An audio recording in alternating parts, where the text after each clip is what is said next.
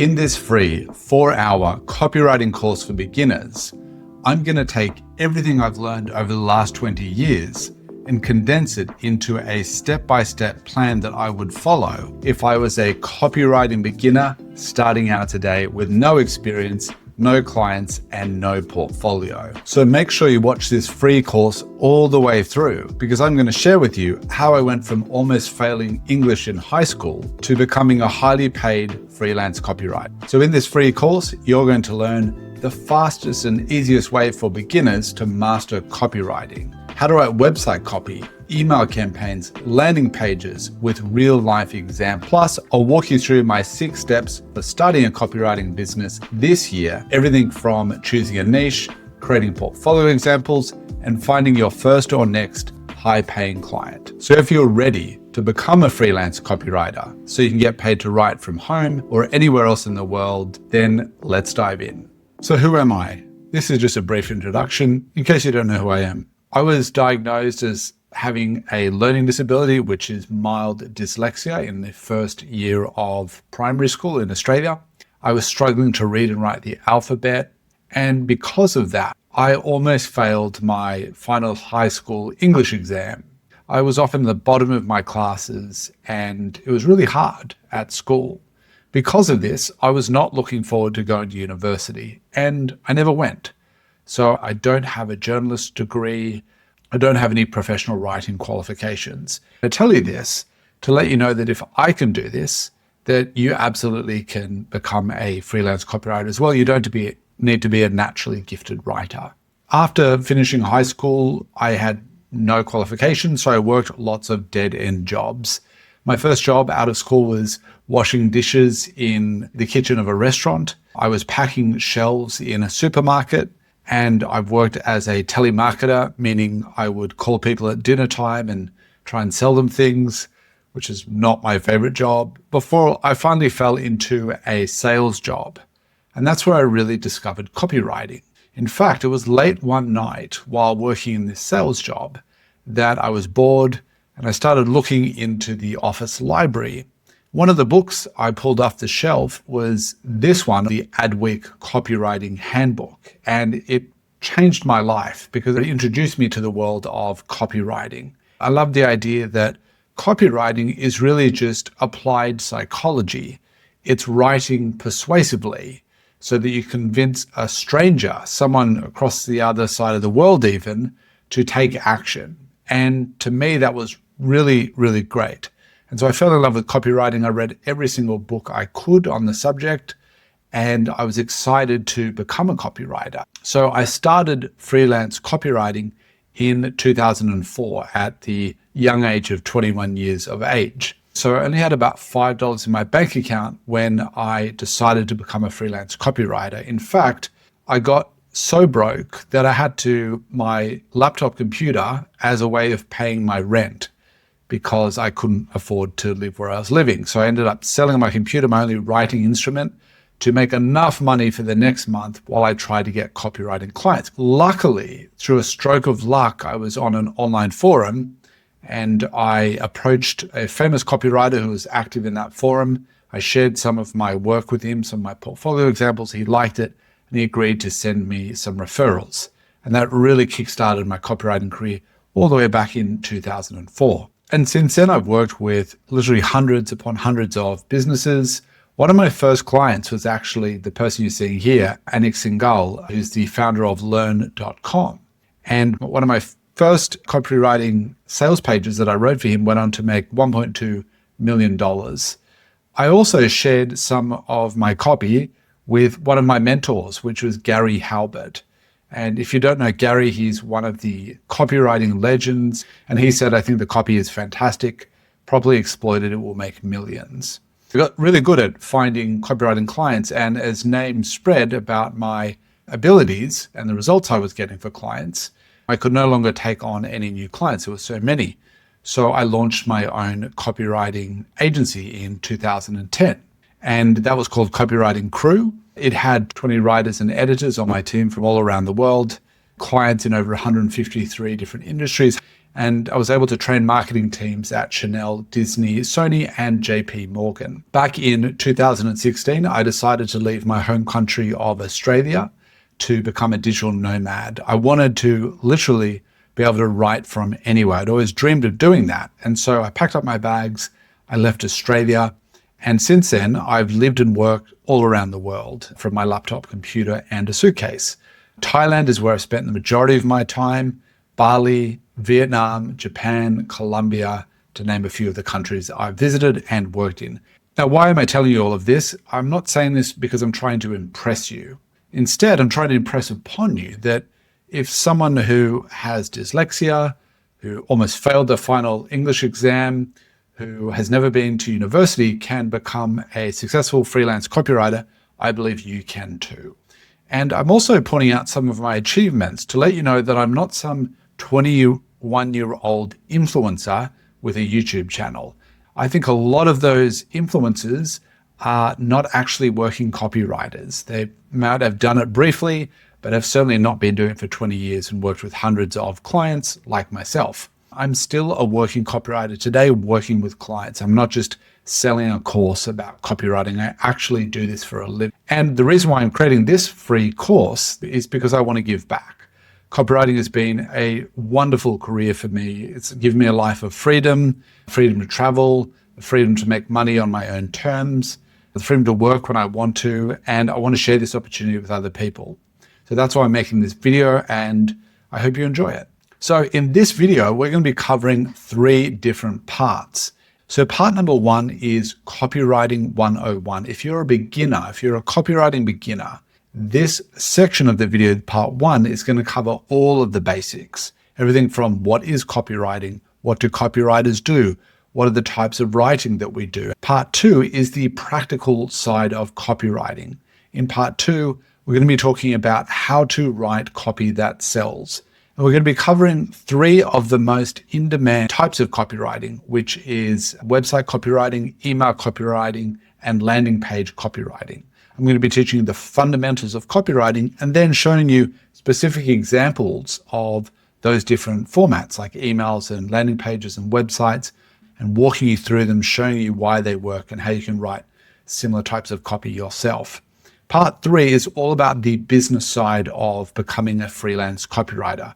I'm going to show you how you can start a copywriting business and attract your first client. I'm going to walk you through the 6 steps to starting from literally zero to becoming a freelance copywriter and attracting your first or next paying client.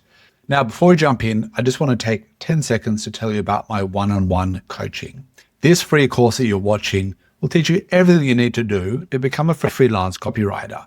But for some of you, you want one-on-one support, you want feedback on your work, you want someone to hold you accountable so that you actually follow all of these steps. If that's you, then simply click on the link in the description below this video and you can apply to join my one-on-one coaching program. Now, let's move on with the course. So let's begin with part 1, Copywriting 101. So what is copywriting? A quick definition. Copywriting is the art of writing persuasive text with the goal of inspiring a specific action, whether it's purchasing a product, joining a newsletter, or even clicking a button. Pretty straightforward, right? So why is copywriting important? The first reason is because effective copywriting increases conversion rates. Now, at the moment, the business is only getting about 10 sales per day. And that's because the copy is not very effective. It's boring and vague. So a copywriter comes in, they rewrite the ad, they make it more compelling, more effective, more persuasive. And now that same product that made 10 sales per day is now making 100 sales per day. So it's a 10 times increase in sales. That copywriter is obviously a really valuable person to have around because they can transform the results that a business is getting. So good copywriting increases conversion rates, increases sales, also increases leads, especially if it's a professional service and they're looking for more high quality leads. Good copywriting can help attract the right people and convince them to contact that business to become a lead. Copywriting also allows the business to effectively or clearly communicate the benefits and the results that the customer can expect from purchasing that product or enrolling in that service. A lot of businesses struggle to communicate Why should customers choose them and not the competition? Good copywriting will help them clearly communicate why people should do business with this company and not the other companies out there. And that's another important point. It helps cut through the noise, right? Nowadays, online, even offline, the average person is exposed to thousands of advertising and marketing messages every single day. I mean, even just watching YouTube videos, you've probably seen a couple of ads, even just scrolling through your phone. Good copywriting helps advertising or marketing messages stand out in a noisy, crowded online space, right? And that's what we're able to do as copywriters. Now, a lot of people confuse copywriting with content writing, or they think they're the same thing. Some people believe they are. I don't. And let me explain why. Copywriting is all about writing the words that persuade people to take action, right? Simple, short definition there. Content writing is a bit different. Content writing is about entertaining, educating, and building relationships. So you can see there's a difference there. Copywriting is about making sales, about getting conversions, about generating leads, whereas content writing is all about building that relationship. Both are important. I think any marketing campaign needs to use both forms of copywriting and content writing to build relationships and then sell later. So what are the different types of copywriting, you might wonder, and what are the different types of content writing? Well, here's a list of some of the most common types of copywriting, things like email marketing campaigns, landing pages, sales pages, advertising, video scripts, websites, the list goes on and on. Now, when it comes to content writing, we've got things that, again, are there to educate, entertain, or inform and build relationships. Things like SEO blog posts, lead magnets, white paper reports, industry reports, ebooks, guides, checklists, presentations, any type of content that is there to educate, entertain, inform is typically content writing or content marketing. So what does a copywriter do, you might be wondering? As you can imagine, a copywriter writes the text for a business or an organization. Now, they might be working as a freelancer or in-house. In-house is more like an employee, someone that works a 9 to 5 for that company as the in-house copywriter. They also might handle some content writing as well. Or it could be a freelancer, someone like myself that works for companies on a per project or a recurring basis, usually for a contracted period of time for a set amount of money. A copywriter writes this text for businesses to promote products or services to drive leads and sales for that business. Now, at this stage of the course, you might be wondering, all of that sounds great. I would love to be a copywriter, but how do I develop my skills, right? If you're just a beginner now, how do you actually get good at copywriting so that companies and clients are going to want to hire you? There's a few different techniques I want to recommend.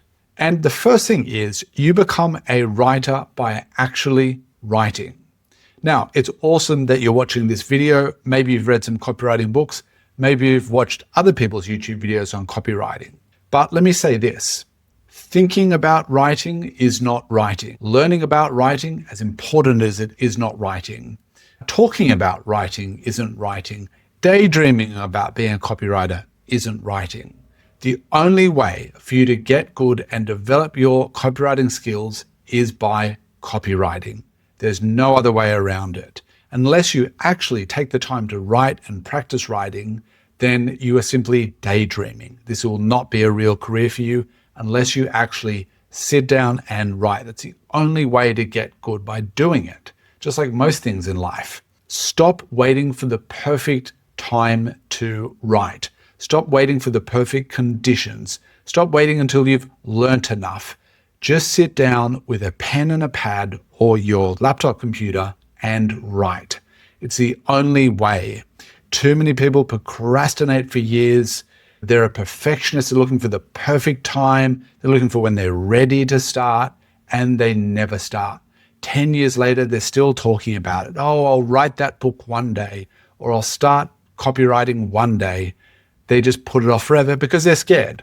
The only way to get good at writing is to write. And I'm going to give you some exercises you can follow to actually practically start writing. If we want to develop a good habit, we need to make it easy and obvious to do the thing that we want to do more of. I like to think about the guitar placed in the living room, right? If there's a guitar in the living room and it's just sitting there, we're going to notice it more often. It's going to be obvious, and you can just pick it up and start playing, right? You can start practicing because you've made it so easy and so noticeable to do the thing that you want to do. It's the same with copywriting. You want to make it easy and obvious to start writing. And how do you do that? Well, just like this image shows, have your notepad and a pen or pencil ready so that you can have it on the kitchen table, have it in your room, on your desk, have it somewhere in your place of residence where you can see it, where it's obvious. And that way you'll be much more likely to actually start writing. I also recommend in your phone, setting a reminder, whether it's every day, every week, to remind you to practice copywriting, right? To remind you to go and sit down, even if it's 10 minutes or 15 minutes or 30 minutes, and actually write. By making it a daily habit or a weekly habit, your skills will increase much faster than if you just do it sometimes, maybe once a month or never at all. So remember, your environment dictates your habits and behaviors. If we have a banana like this one here, if we've got a bowl of fruit on the kitchen table, we're much more likely to eat fruit. If we have a bowl of M&Ms or candies on our kitchen table, we're much more likely to eat the candies. Your environment, you can design it to support your goals. Have your copywriting notepad available and ready for you to write. And that's going to make the process easier. So what do you write? I'm going to give you two exercises here. The first one is, I want you to think about what niches or topics are you interested in?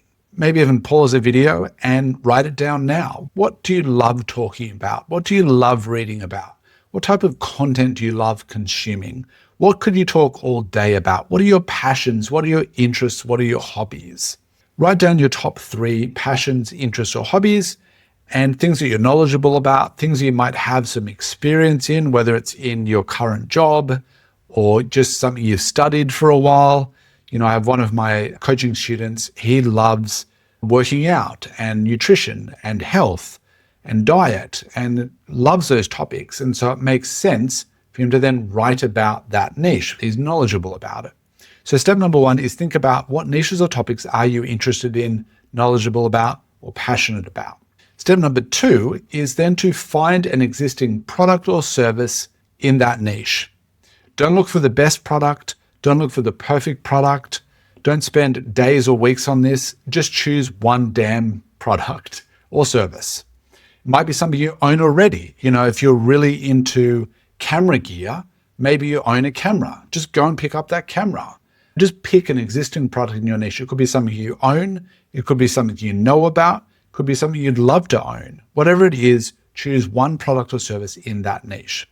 Step 3 is to write a promotional email that sells that product or service to its target audience, right? To its potential customers.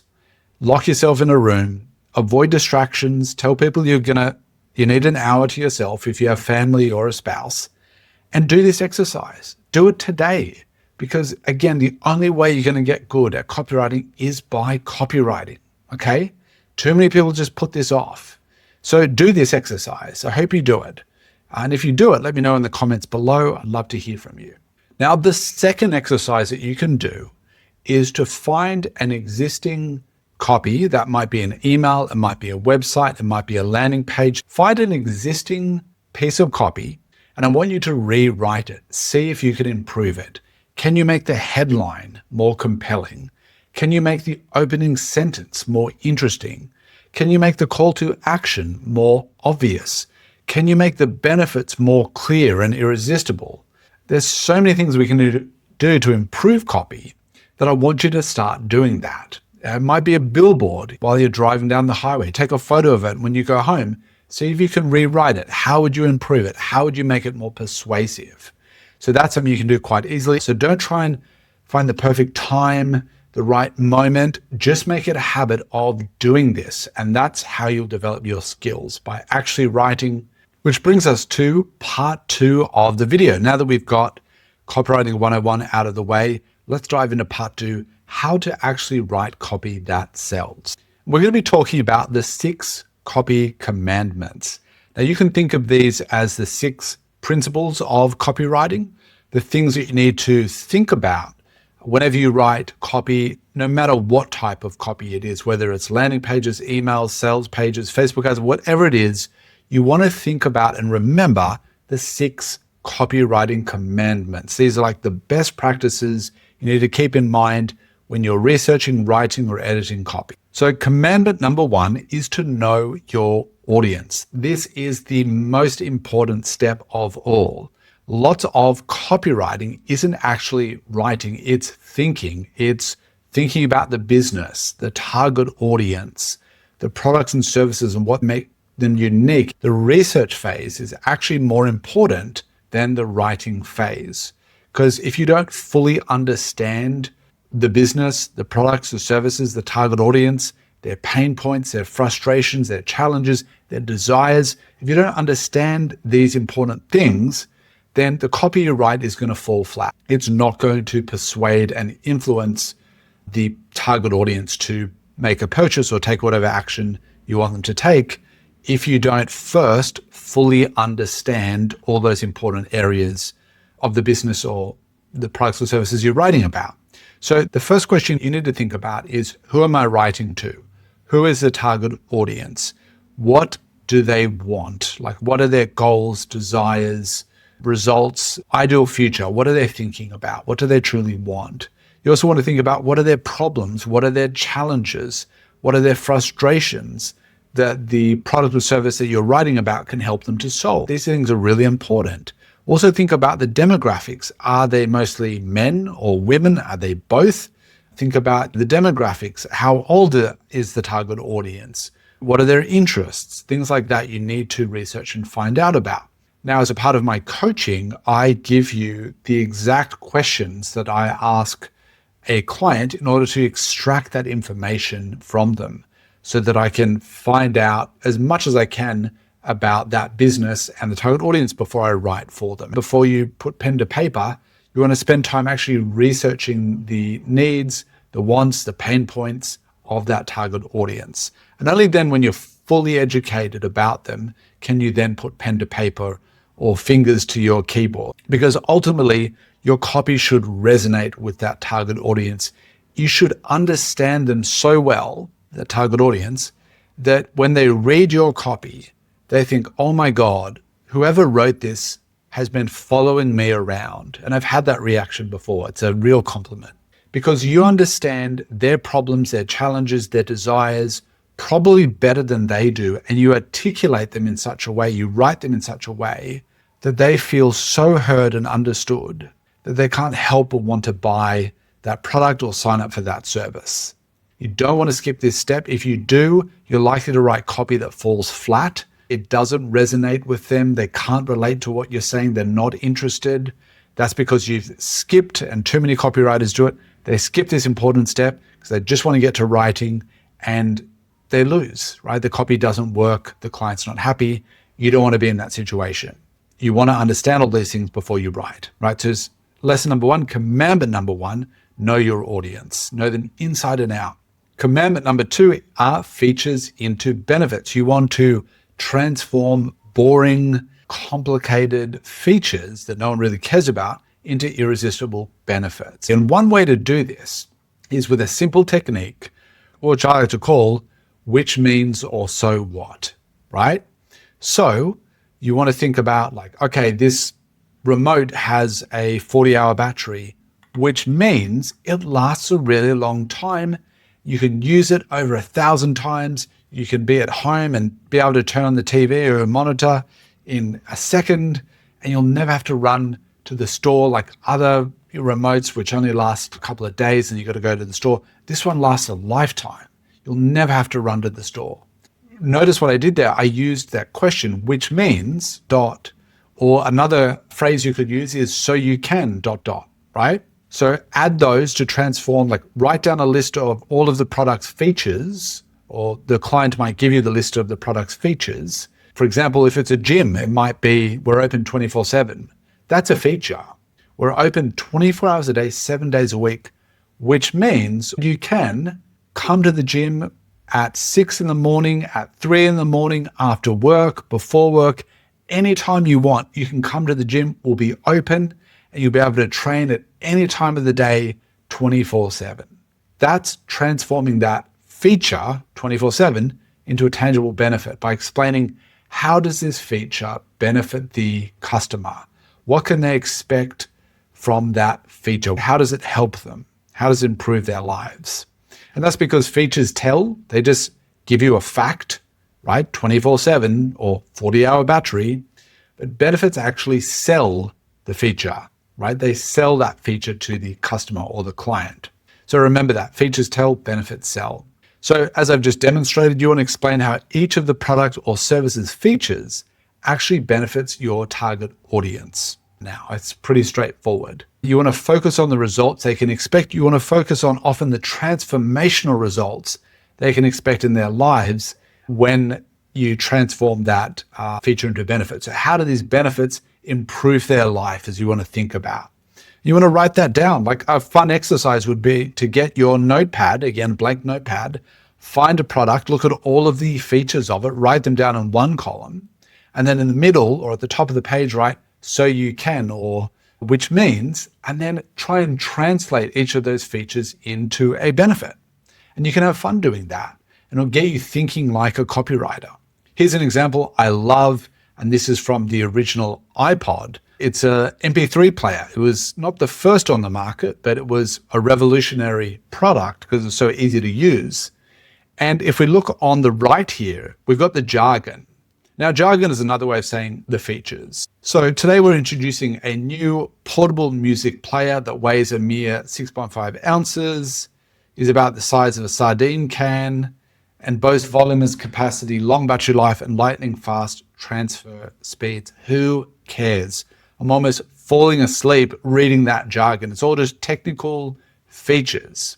If we were to translate that into a simple one-sentence benefit, which is actually what they did and became the main marketing message in all of their advertising campaign, which allowed them to sell millions and millions of this revolutionary device, was 1,000 songs in your pocket.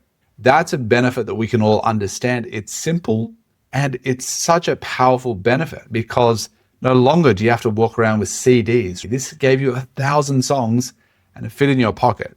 So simple way of transforming that technical feature-based copy we have on the right here into an irresistible benefit. So just a great example there from Apple's first ever iPod. Commandment number 3 is all about writing persuasively by using persuasive language. So you've already heard that copywriting is persuasion. It's writing persuasively. It's salesmanship in print. It's selling through words, right? They're all different ways of saying the same thing.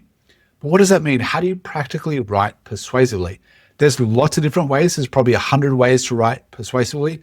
I'm going to give you really easy to understand ways right now that you as a beginner can learn. First way is to write in a conversational and relatable way. Write like you speak. By doing so, you relate to the reader so much more. So write in a conversational and relatable way. Use as much of the language of your target audience as you can.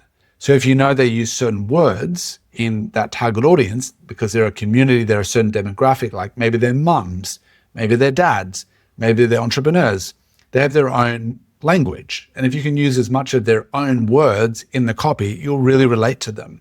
You'll think you're one of them. And that's really useful when you're trying to persuade someone. So avoid jargon and difficult to understand words, technical words that your target audience wouldn't understand or wouldn't relate to. Avoid them where possible. And that's going to help you persuade people.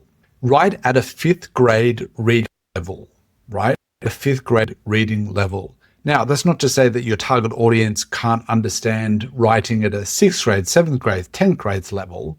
But when you write in an easy to understand, simple way, people are more likely going to understand you. It means even the sophisticated, very intelligent people reading your copy will understand, and the people that are not so sophisticated, who still might be, ideal customers or clients, they'll also understand. So write for everyone by simplifying your language, by writing in a conversational way. So as I go on, I'll be sharing other ways to write persuasively, actual copywriting examples. We'll be breaking them down very soon. But remember these rules when you're writing persuasive language, because it's going to help you persuade people more. Another way to write persuasive language is with commands, by using commands in your copy. Join us is a command, right? It's commanding language. Join us to make a difference. Making a difference might be something that your audience cares about. If they're charitable, your target audience. Join us to make a difference would be persuasive language, because it's got a command there with join us, and there's got make a difference, which is something they care about, they want to do in their lives. Pronouns. So you want to use you more than you use we, our, or us. It's because if we're trying to influence someone, the more we use you by talking to them, by saying you, that means that the copy is reader-centric or customer-focused, because we're talking to them as opposed to talking about ourselves, about we're the best, our products are the best, or us. By doing that, by talking only about ourselves, it's not very interesting to the person we're trying to influence. So the more we can focus on them and say you or your is going to be more impactful than we, our, or us. Emotive words, struggle. Do you struggle to take action? Do you struggle to get out of bed in the morning? Do you ever find yourself hopping mad because you just can't lose weight? Those are emotive words. Struggle, hopping mad. Are you furious because of this? Are you thrilled? Or would you love to, right? These are all emotive words that we can use in our copywriting to appeal to people's emotions, whether it's a struggle, like a problem or a painful emotion they might be experiencing that's stopping them from getting where they want to be, which is the result that our product or service provides. Or it can be the opposite. It can be a positive emotion, and we associate that with our product. Would you like to be brimming with confidence and proud of showing off your new physique? These are positive emotions that we associate with the results or the benefits that our product or service provides. So think about that as well. When you're writing copy, use emotive words to make it more lively, more interesting, more emotive. Let's move on to commandment number 4, building trust. Building trust is so important, and we can do this by using a number of techniques. But basically, we're much more likely to purchase from people that we know, like, and trust, right? That might be an influencer that you've been following for a year. You watch all of their content, you understand their story, their backstory. You really just trust them because you respect them, you like them, you know them through consuming their content. Or it might be a business that you trust because you've been there before, you've purchased them before, or maybe a friend has recommended or referred you to a business. Building trust is so important. It's so much easier to persuade someone if they know, like, and trust you. And there's ways that we can build trust quite easily through copywriting. Testimonials or case studies with actionable results, meaning measurable results, which might be money. This case study or testimonial might show, hey, by doing these certain things, I was able to make X amount of dollars. Or if it's a weight loss program, there might be a case study or testimonial from one of the clients that said, I lost 30 pounds by doing this 12-week program. Testimonials or reviews, as I like to call them, or case studies that have specific results, whether it's quantifiable numbers or saving time, saving money, making money, quantifiable specific results are always way more impressive than vague or testimonials that don't really have any results or outcomes or transformations in them. So you definitely want to see, if you're working with a client's business, you want to ask them, do you have any testimonials? Do you have any case studies? Do you have any results that we can include in the copy to build trust, to make people see that this is something that they could achieve as well? Because when people read case studies, especially if it's about someone who's like them, so they're also a target audience member, if they can relate to that case study, that review, then it's going to be even more impactful as well. Social proof. So you want to ask the business you're writing for, have you won any awards? How many users or customers do you have? Do you have any qualifications, any certificates? What can you share with me about your story, about your qualifications, your media appearances, any social proof elements that I can use in the copy to build trust with the audience? So when they read that, go, wow, he's won these awards, or they've got 10,000 customers, or they're certified in all these different ways. It just shows, social proof shows to the readers that other people trust this business because they've given them awards, because they've, also been customers because they've given a certificate or qualification that helps build the trust as well. You also want to share why the business is an authority. And that's a question you can ask a business you're working with. Why are you an authority in your industry? What makes you an authority? And for me, like when I'm building trust with my audience in these videos, I'll often say at the beginning of the videos, I've been a copywriter for 20 years. I've worked with hundreds of clients. Over 35,000 people have enrolled in my online programs. I've trained marketing teams at Chanel, Disney, and Sony. If you've watched me for a while, you know these things already, but I make a point of mentioning them so that you know I'm not just some wannabe. I do this, right? I've done this for 20 years. And you want to do the same thing with the businesses you write for. Find out what are their social proof, how can you help build trust? Here's just quickly a testimonial from someone who took my coaching program. This is Becky Rogers. She was able to double her income. She was originally writing blogs and things like that nature. I got her into copywriting and ghostwriting, and she was able to double her income and actually start her own agency as well because she got so busy. So it's just an example of a case study on how you would format that, say on a website or a landing page. If you've got the video testimonial, actually see if you can transcribe the most important parts of that video testimonial and have elements here. Like this has got a heading that helps people who are scanning the page, it kind of jumps out at them so they can see, oh, okay, this is what the testimonial is about. It summarizes the testimonial. Then you want to take the most important transformational parts of the testimonial, transcribe it into text if it's a video, and so people can quickly scan, scroll, and get the gist of it. If there's a video, include the full video, and also include who the person was and any identifying information that shares who they are. So the fact that she's in the United Kingdom, her background or her current role, which is copywriter and ghostwriter, that's relevant to my audience. I want to do the same. All of these things are working together to build that trust with the audience. Commandment number 5 is to create a yes ladder. You might be wondering, what does that mean? Yes ladder is similar to another copywriting methodology called the slippery slope.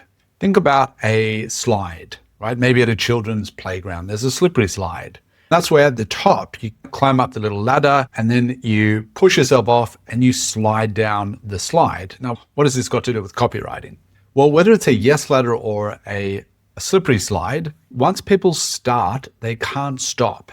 So once you push yourself slightly down the slide, momentum will carry you forward and you go all the way down the slide. This is a copywriting metaphor because you want to create a yes ladder or a slide, whereas once people start reading, they can't stop, right? So they start reading and they can't stop. It's so irresistible, it's so interesting to them, the copy, that they can't stop consuming it. I'm going to show you technically and practically how you do this. So it starts by grabbing attention. Now that's often done with a headline, or if you don't have a headline, it might be just the opening sentence. And so think of grabbing attention usually with a headline and then a opening paragraph, or more specifically an opening sentence.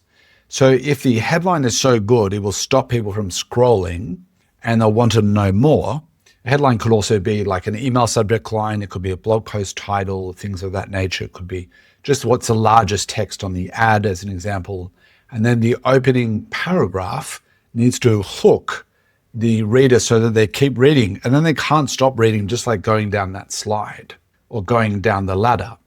And it leads them all the way towards the action you want them to take. So at the very bottom or throughout, the copy is call to actions, right? And that's what we want to do. We want to grab their attention, keep their interest, keep it going all the way down to the request to get them to take action, whatever that might be. Here's an example I found online. This is from, I think, Vanessa Van Edwards, who is a coach all about human behavior. And I love this example because it ties in perfectly what we're talking about. Let's read it.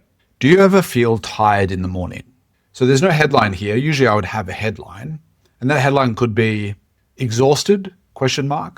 Or read this if you're exhausted, or something like that, right? Just a simple headline. Do you ever feel tired in the morning?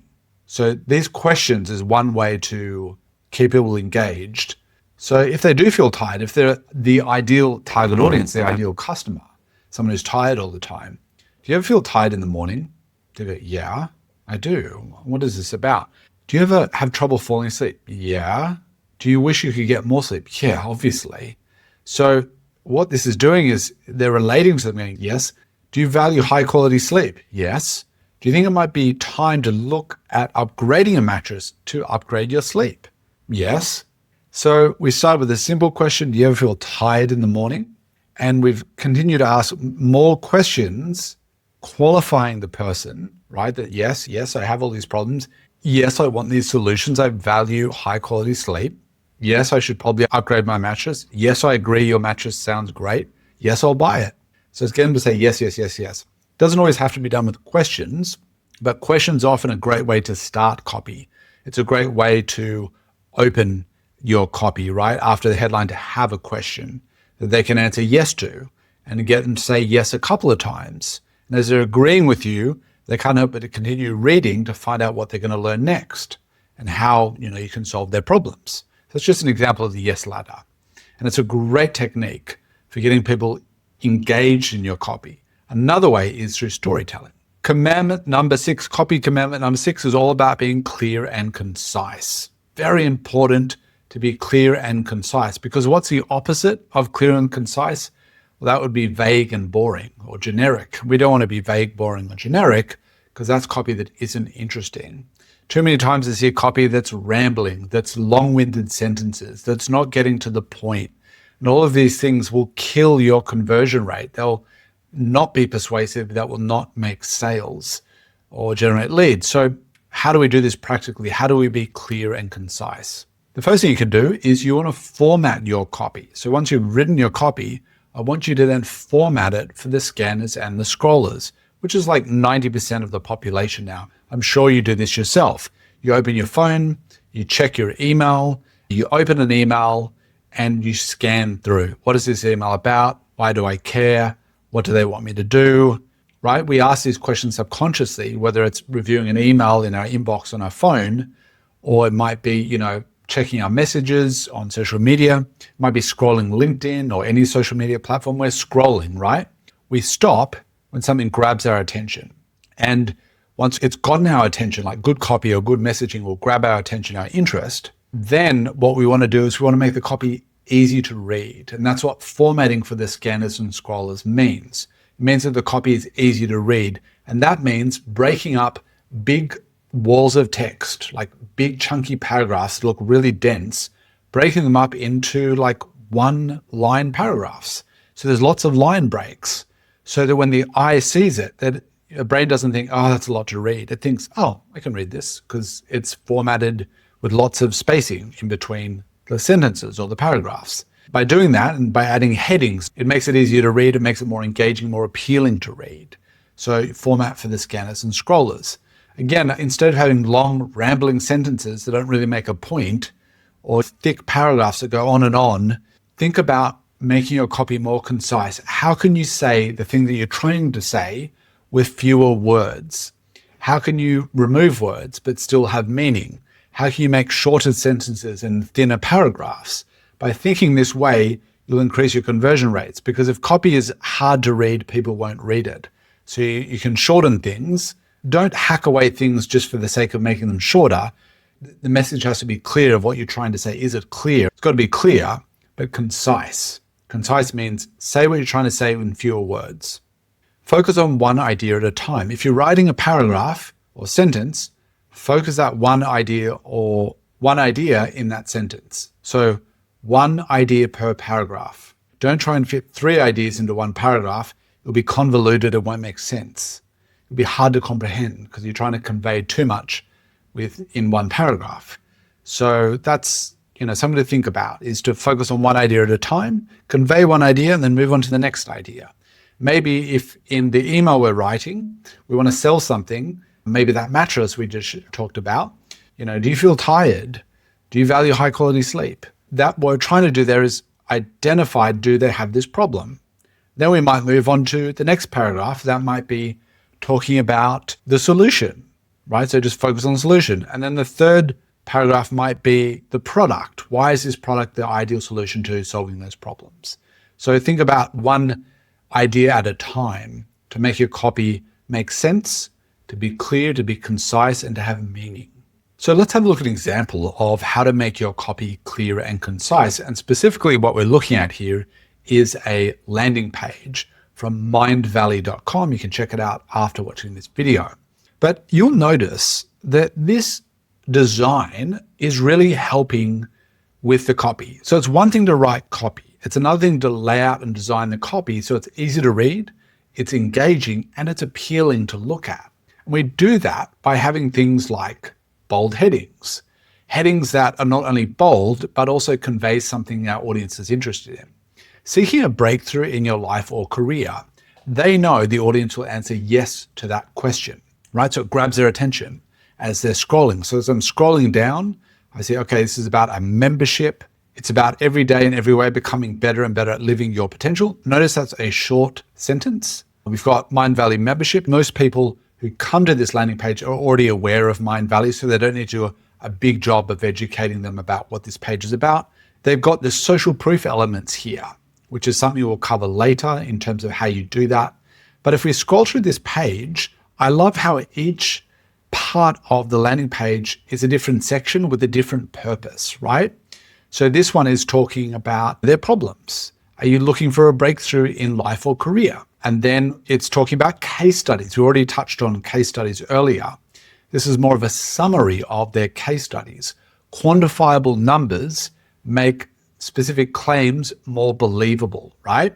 So 24,574 is so specific, so many people have benefited from this, right? Then we've got testimonials. What we're looking at here more than just landing page copy is the way it's formatted, right? So we've got bold headings, thin paragraphs, summaries as opposed to long rambling text. We've got imagery that supports the messaging, the copy on this page. There's so many testimonials we think, wow, it must be good. All these attractive people are saying it's great, so it probably is great. Again, it's formatted, so for scanners and scrollers, like how I'm behaving on this website now, I can still get a gist of what the page is about, how it benefits me, without actually having to read every single word. So you can think about when you're writing copy, especially for the web, like a website, a landing page, a sales page, think about, I want each section to focus on a different part of my sales message. So this is obviously about building trust, this section. And to do that, they've got testimonials, they've got case studies. So that's my building trust section. Then we've got introducing the product. In this case, it's Mindvalley membership. Then we've got all the features, right? And the features are all these courses with experts. But as we scan and scroll, we're getting a gist of what this offer is without actually having to read it. And that's done through headings that have meaning and are clear. It's done through imagery of what's included and what you get. It's done through these H2 headings, which are larger headings that explain exactly what it is. So even if I don't watch this video, just having it on mute, I'm getting an idea of why this is such a great program. Okay, so this is just a quick lesson in formatting copy. In fact, I don't do any design, but you can be a strategist. When you're working with clients, you can say, hey, I've written the copy to appeal to the scanners and scrollers, which is like 90% of people online. I'd love to work with your designer as well, just making sure that the sections are easy to look at when people are scanning and scrolling, and that it tells the story of the product as they scan and scroll down the page. So you want to think like a copywriter, and making your copy easy to consume when people are scanning and scrolling, which is all of us now, is going to make your copy so much more compelling as well. Moving on to commandment number 6 is create urgency.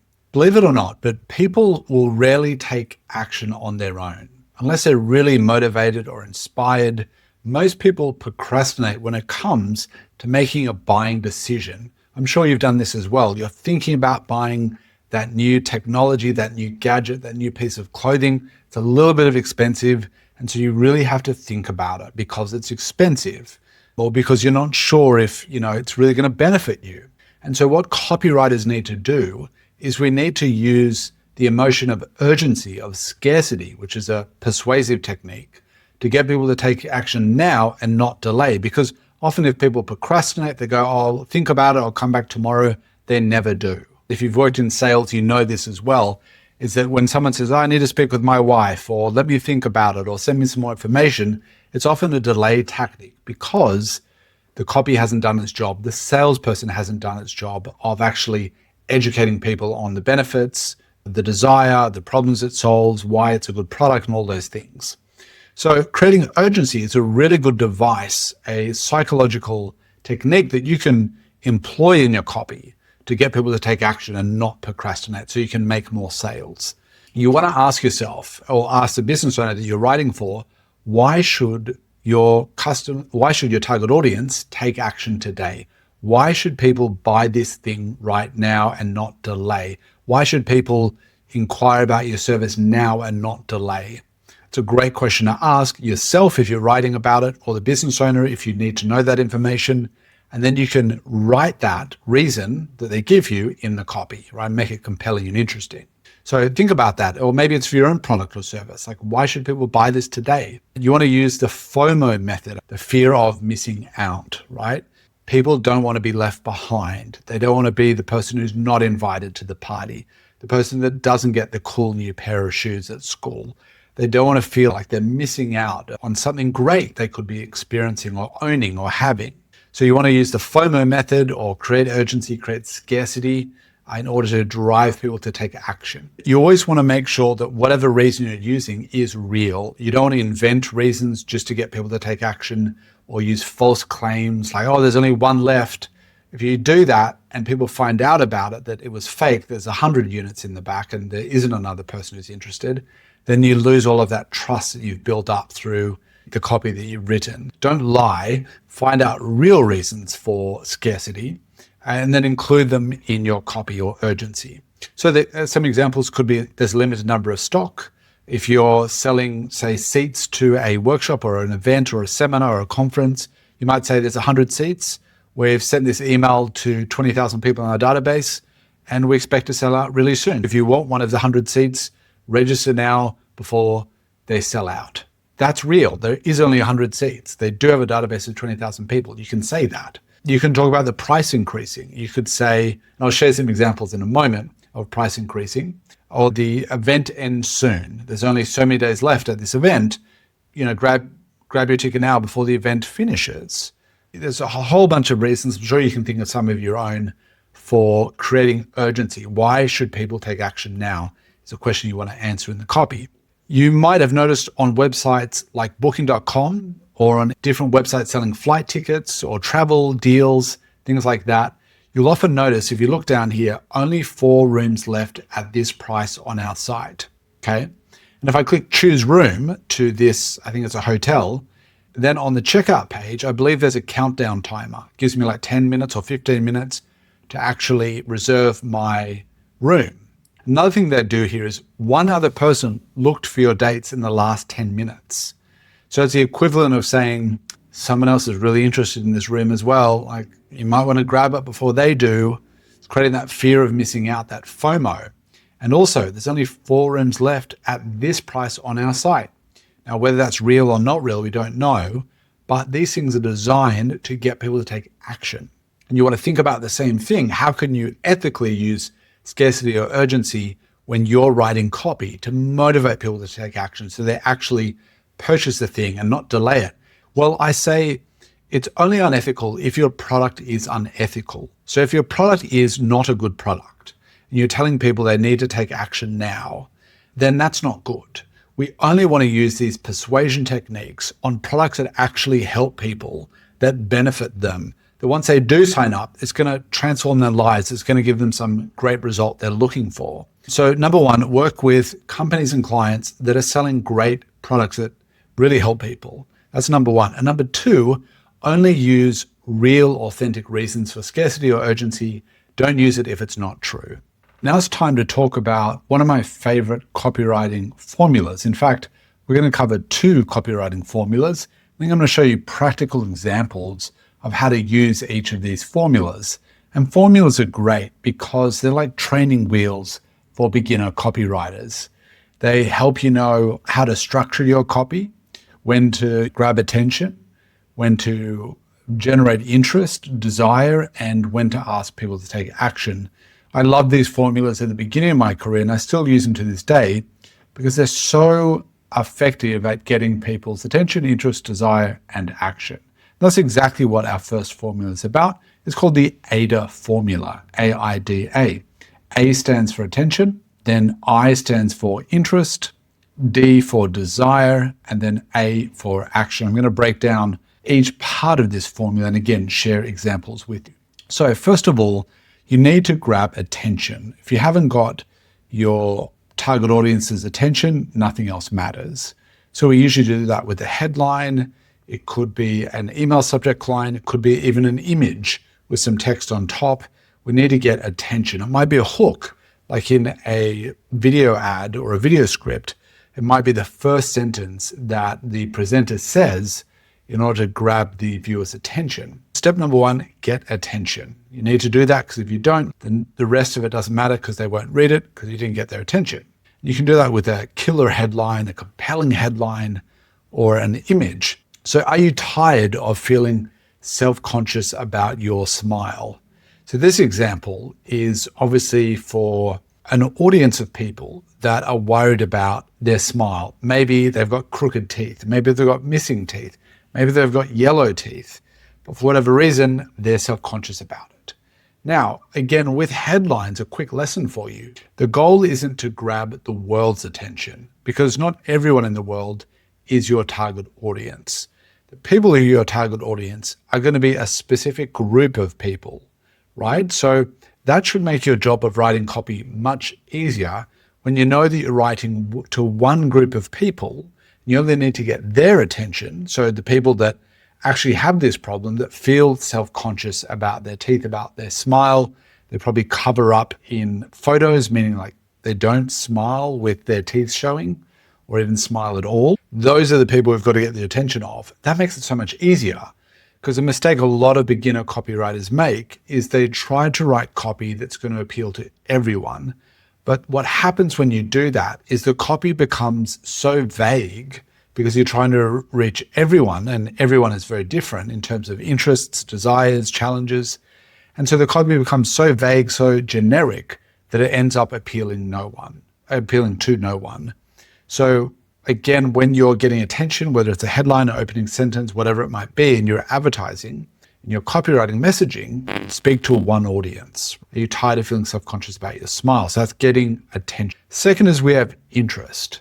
I for interest. Make the first sentence so interesting that they can't stop reading, right? Now, there's a few different ways to do that. We've already explored, you could ask questions that you know they're going to answer yes to. Like when we talked about the yes ladder or the slippery slope, the slippery slide, is asking just questions, getting people to say yes, yes, yes, yes. Questions that we know they're going to answer yes to, easy questions. That's one way of maintaining interest. Another great way is telling a story. So it could be a story about the business owner, the founder. It could be a story about one of their customers. I'll give you a quick example here. I wrote for an eczema cream many, many years ago, early on in my career. Imagine an eczema cream, and that cream is you would apply the cream to your skin and it would heal or soothe your eczema. When I was writing copy for this particular cream, I noticed that most of the customers were actually parents that had babies or infants that had eczema, and they were really worried. And a lot of them would buy this cream, they'd put it on their baby's face, and it would heal them or soothe or, help improve the eczema, scars or rashes within a couple of days. I found a great testimonial, a dramatic story from one of the mothers, and it went something like this. And at least this is what I took from her story, and then I used as the opening, as the headline, but also as the first sentence. I told her story. And the headline was, I lifted up my baby's, I lifted the cover off my baby's stroller and screamed at the top of my lungs. So what that is, that's a dramatic opening. What happened? We can't help but think, what happened to the baby? What was wrong? Why did the mother scream? So when you start with conflict, the conflict part of the story, you will grab attention. And that's one way to do it. So you find an existing customer testimonial, a review, a case study that tells a dramatic story. You start with the dramatic part of that story in your copy, right? So it could be the headline like I did. I think there was a pre-headline like I pulled back the cover to my baby's stroller, or I pulled back the blanket covering my baby and ... screamed at the top of my lungs was the headline. So that's dramatic, right? Like what happened? And then we told the rest of the story, how she screamed.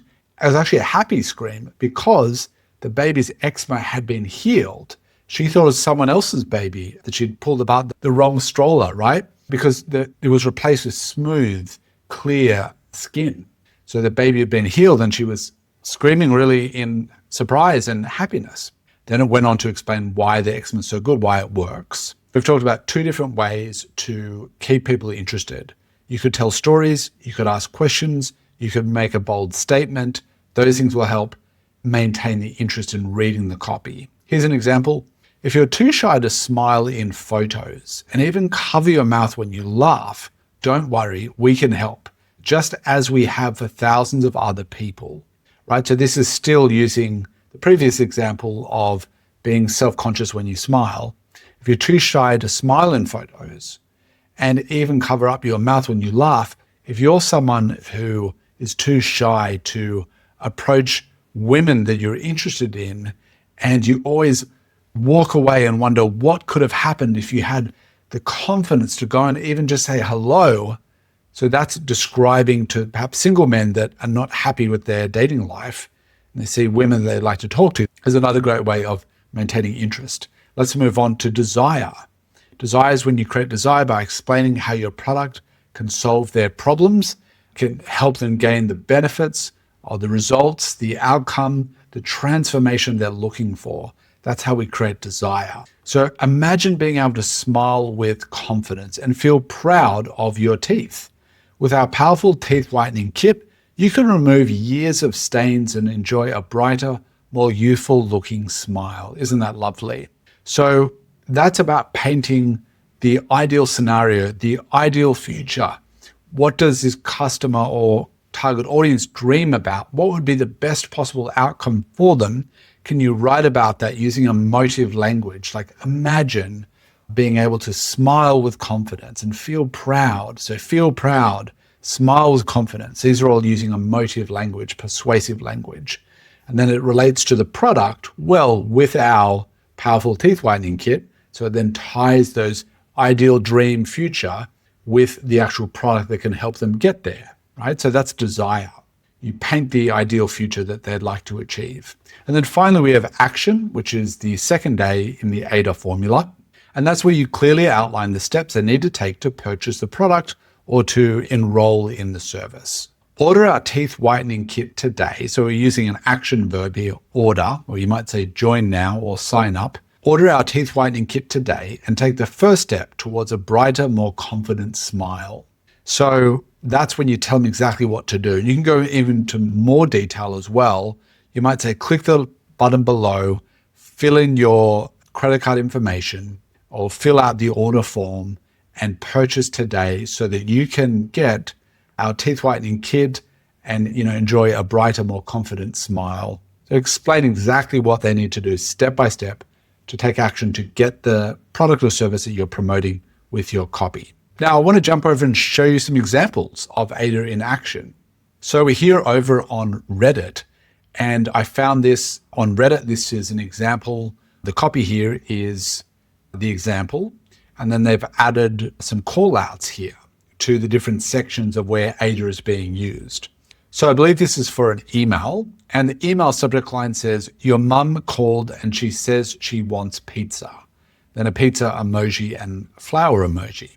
The subject kind of looks like an inappropriate joke at first. Your mum called. I remember in high school, people would make your mum jokes, which are always offensive, but usually between friends. So it stands out because it's slightly inappropriate, although when you read the rest of it, it's not inappropriate at all. It's just someone's mother wants pizza. That's not offensive. Turns out it's an email that asks you to take care of your mum. So how it starts off being outrageous. Hey, your mum called and she says, instead of being offensive, she says she wants pizza. So a great way of grabbing attention by being a little bit outrageous at first, but then having a lovely message like, hey, she wants you to get her some food, get her some pizza. So a great way of grabbing attention, a little bit of drama there, followed by a nice message. And drama is often a great way to grab attention, just like the example of the eczema cream. She screamed out loud. That is dramatic and is grabbing attention, but then it ties into a lovely message. The copy makes it specific how to prove that you love mum. How lovely. So on Sunday, prove your mum's favorite kid by ordering her favorite meal, pizza. And it goes on to talk about schedule an order ahead and you'll spend less time making a mess in the kitchen, more time with your mum. So it's talking about Mother's Day. Make Mother's Day. So make Mother's Day great with pizza. And then, so that's the interest and the desire. And the desire is less time making a mess, more time with mum. So we've got the interest, that's the first sentence. And then the second sentence is less time making a mess, more time with your mum. So that's kind of the desire. We've then got the action. Action, a very straightforward and direct call to action. It even specifies the date of the occasion, which is Sunday. So they've scheduled this email to go out before, maybe on the Monday, schedule pizza for Sunday. So you can be just in time for Mother's Day. And then it goes into some more copy, which we won't explain here, but that's an example of the AIDA form in action. Again, start with the attention, something dramatic, something bold, then interest, get them interested in reading more, create desire for whatever it is you're selling or promoting, and then tell them exactly how to take action. The next copywriting formula that I'm excited to talk about, something I use all the time, certainly as a beginner, is the PAS formula, P-A-S.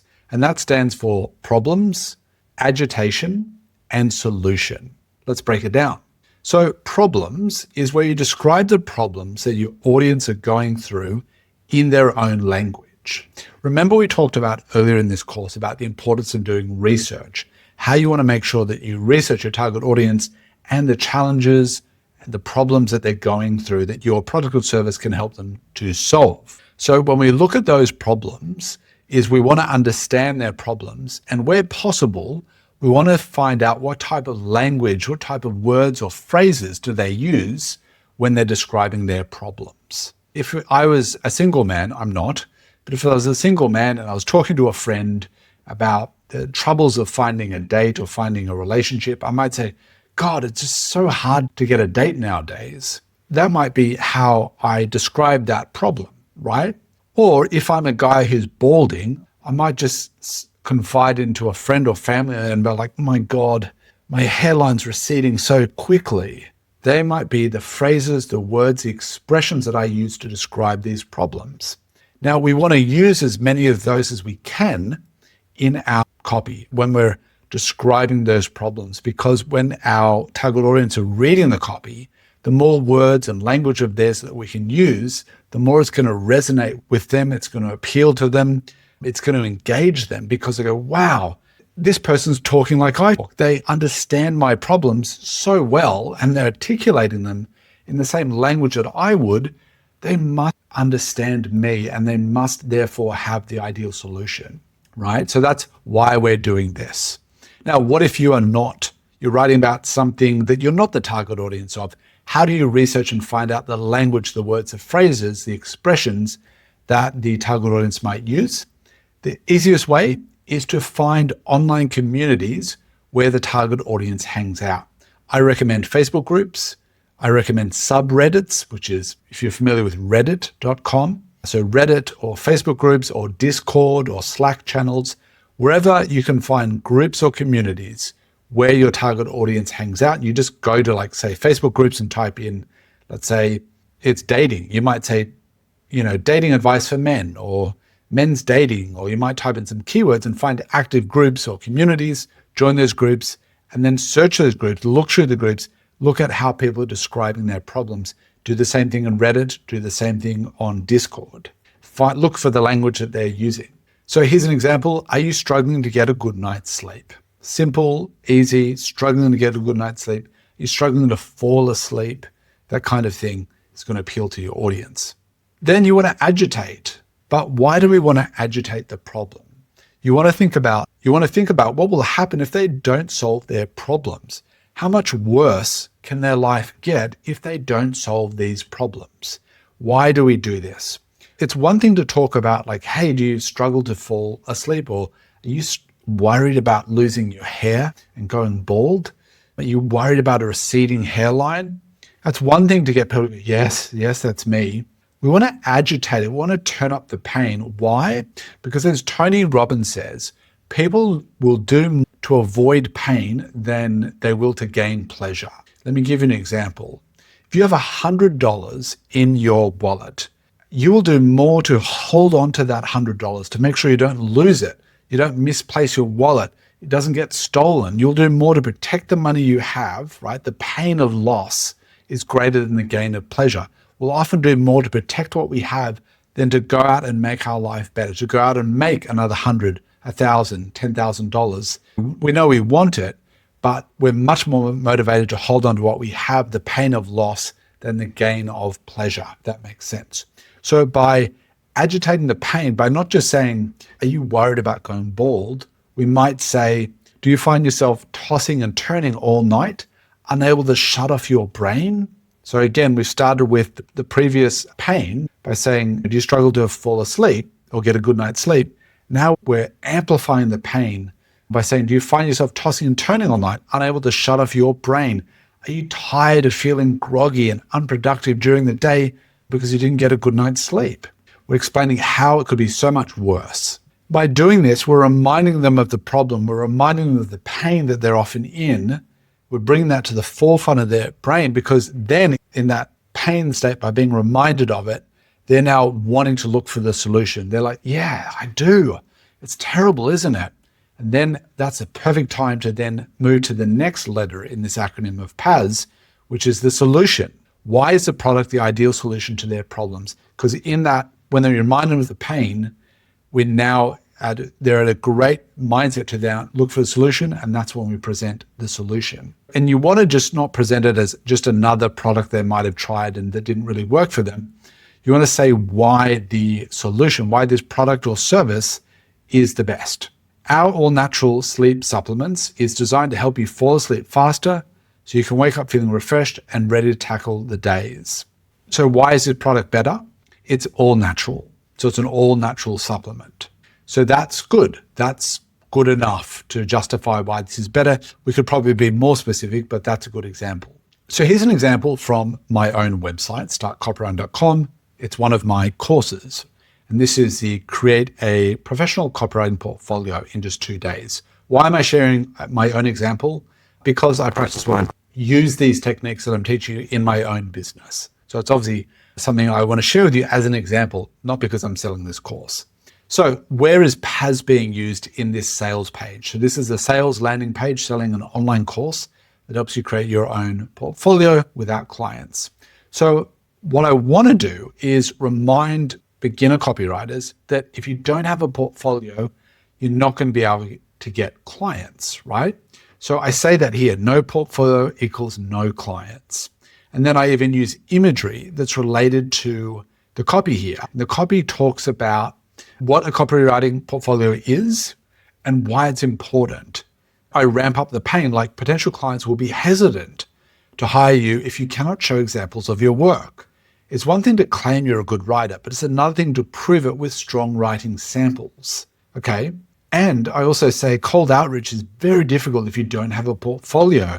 And if you send cold emails or DMs, you're unlikely to get any clients if you don't have a portfolio samples, right? So I'm explaining the importance of it. I'm explaining how life will be terrible if you haven't got a portfolio, and I'm ramping up the pain, and also why it's so important to get one. And then I go into the product details. In fact, this is more agitation, like how do you create a portfolio with no clients or experience? Most people believe this myth that you need a portfolio to get clients, right? But the good news is you don't. You don't need clients in order to create a portfolio. And I go on to explain why, and then I introduce the product down here. I want to share another example with you. This is for Business Blueprint, and they do a good of introducing the pain and agitating it. So we're starting with a heading here, not the main headline, but a heading. And this section here is all about introducing the pain and agitating it. So the pain here, is your business more struggle than success? That's a little vague. I would be more specific. I might say something like, are you struggling with cash flow? Or is your business not making enough money to pay your bills? Are you feeling overwhelmed, stressed, and even frustrated by the constant challenges you face trying to grow your business? And then it talks about most business owners unfortunately try and fight these battles alone. And as a result, they suffer years or even decades while barely making enough money to pay their mortgage. So we're getting specific. We're using emotive language. A business owner reading this is going, yes, oh my God, yes, that's true. That's so true. I can relate to this. And then we get to the solution. Thankfully, there's another way. And if you're willing to seek help, you'll get all the training you need to achieve your dreams. Achieve your dreams is a bit basic. It's not specific. What are the dreams? And then he goes into, it's really selling him and his coaching program. So it goes into, there's a pop-up, why he's qualified to help you in your business. That goes into more detail there. So it's just an example of the PAS formula in action is like, start with pain, agitate the pain, and then talk about the solution, the bright future, and then introduce the solution as not only a solution to the problem, but as the ideal solution and why it's better than other things on the market.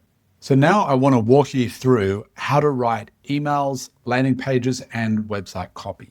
I'm going to start by sharing some of the best practices for writing emails, landing pages, and websites.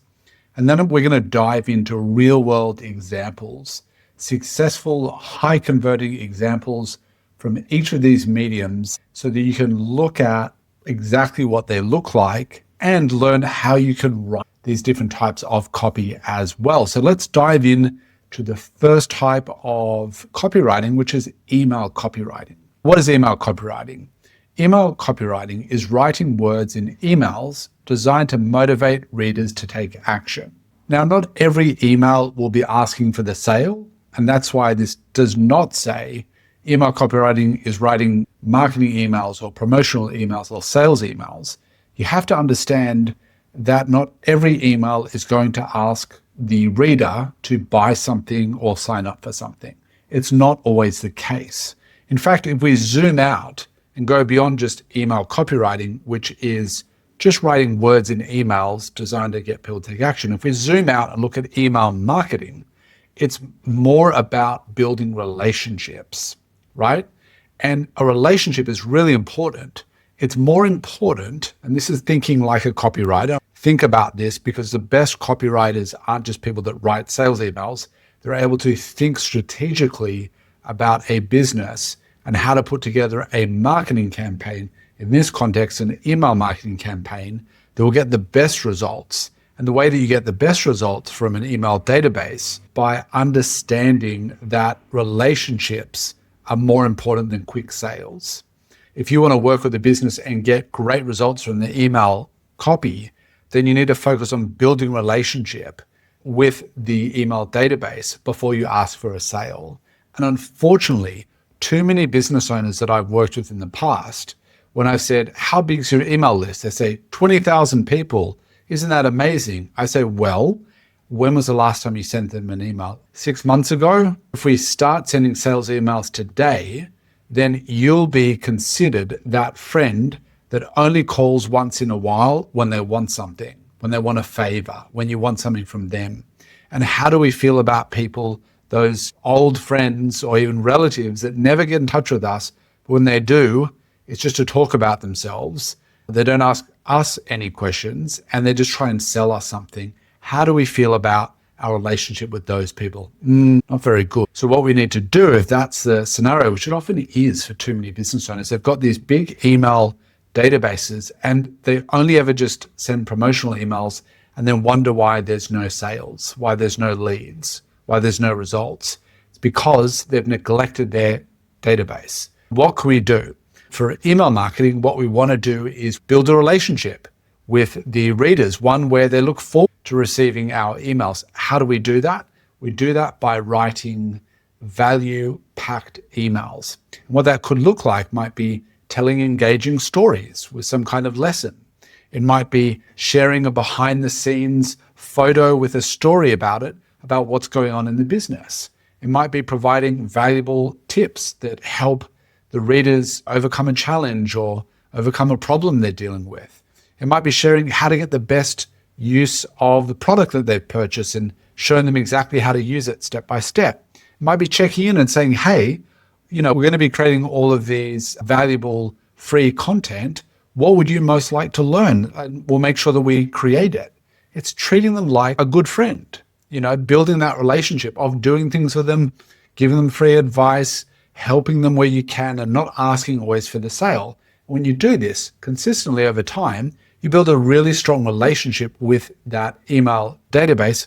And then what happens is when it comes time to promote something, because you've got a new product you want to launch, or maybe an old product that you want to reintroduce or do a sale or something like that with your email database, when you do that, because you've got such a strong, great relationship, you will make a lot of sales. You'll get an awesome response because you've got a warm, engaged list as opposed to a neglected, old list that's forgotten about you or doesn't really like you anymore because you just only sell them stuff.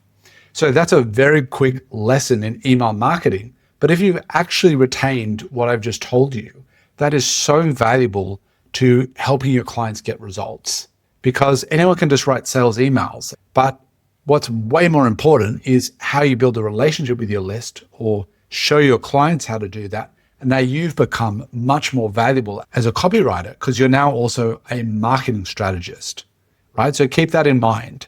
So let's move on to why email marketing is so valuable and so useful for copywriters to know, but for business owners.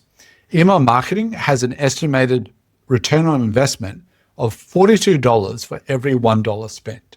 So email marketing literally has one of the highest returns on investments when done correctly. It's a great return on investment. Email is 40% better at converting leads into sales than social media. So instead of writing a social media post, you could spend the same amount of time writing an email to your list, and that email is going to generate more money than that social media post on average. Of course, every business, every audience is different. But it just shows you the power of email marketing and why it's so important to invest in it, because you'll get the best returns. So what we're looking at here is the anatomy of an effective email. Now, this is the best practices that I want to talk to you about, the things that you want to optimize when you're writing copy for a client. So the first thing is obviously the sender name. Why is the sender name important?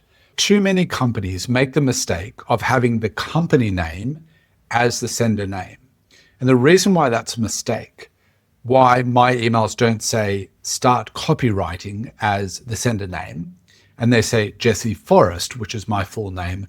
Why am I using my full name and not the company name? The reason is people want to do business with other people. People want to have relationships with other people. They don't particularly want to have a relationship with a company, right? They'd much rather have a personal relationship, not a relationship with a company name. It doesn't make sense, right?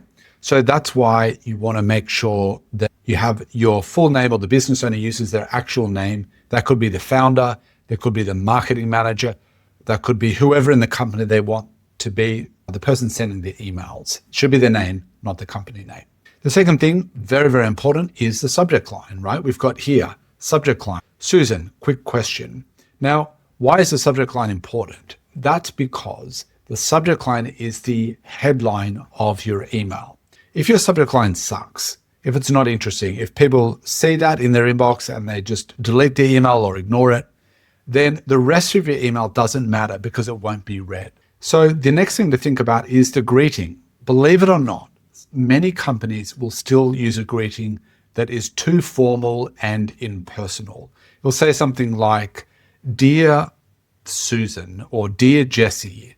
No one talks like that anymore, right? Dear, it's so corporate, it's so impersonal that it doesn't help to build the relationship that we want to build with our target audience, right? With our readers.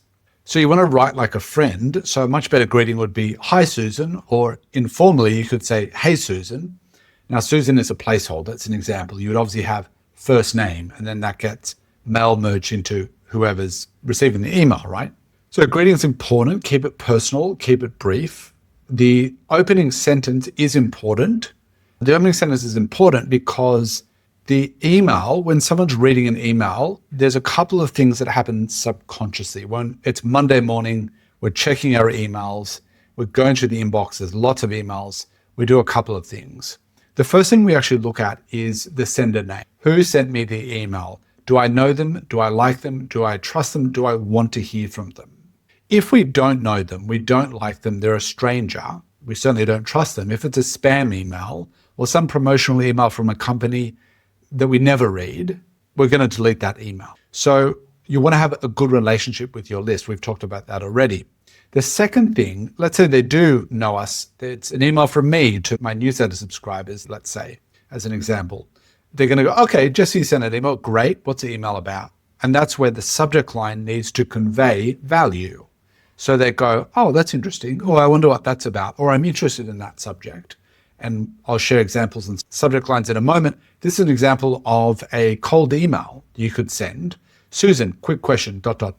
And that's going to intrigue them. Like, what is this quick question? It's also personable, this email, right? By quick question, that's what I might write to a friend or a colleague. Opening sentence is important because now that someone they've passed the test, we know them like the sender. We're intrigued by the subject line, want to know more. We've now opened the email. So we're now in this part of the email, the body copy. The opening sentence needs to get to the point quickly, right? And the reason it needs to get to the point quickly, if it's long, if it's rambling, if it's not related to the subject line, if it doesn't make sense, then we call that clickbait and people will leave. If they feel like the opening sentence is boring, it's long-winded, it's not getting to the point, we're going to not read the rest of the email. The email also needs to be formatted. When we look at email body, the email needs to be formatted so that it's easy to read. And easy to read means lots of white space or paragraph breaks between paragraphs. It means short sentences, short paragraphs or thin paragraphs, like this one here, it's thin. This one's a little bit longer, but not too long. My general best practice is email paragraphs should be no more than 3 lines deep. If they can just be one sentence or one line, great, because it's much easier to scan, scroll, and read, which is what people will do. So the email body is where you convey the message of the email. Obviously, it could be a variety of messages, so we won't get into that. But it needs to be, are you making a case? Like, what is the point of this email? Explain that in the opening sentence and then go into more detail in the email body. And then if you have a call to action, which you don't always need to have, but if you do, have your call to action towards the end of the email. Tell them what you want them to do and why you want them to do that. And then you can have the sign off here. So I've got thanks, Jesse Forrest. Keep it informal. It could be best regards. It could be whatever. And then the postscript or the PS is a great opportunity to, you could repeat the call to action here. You could summarize the email.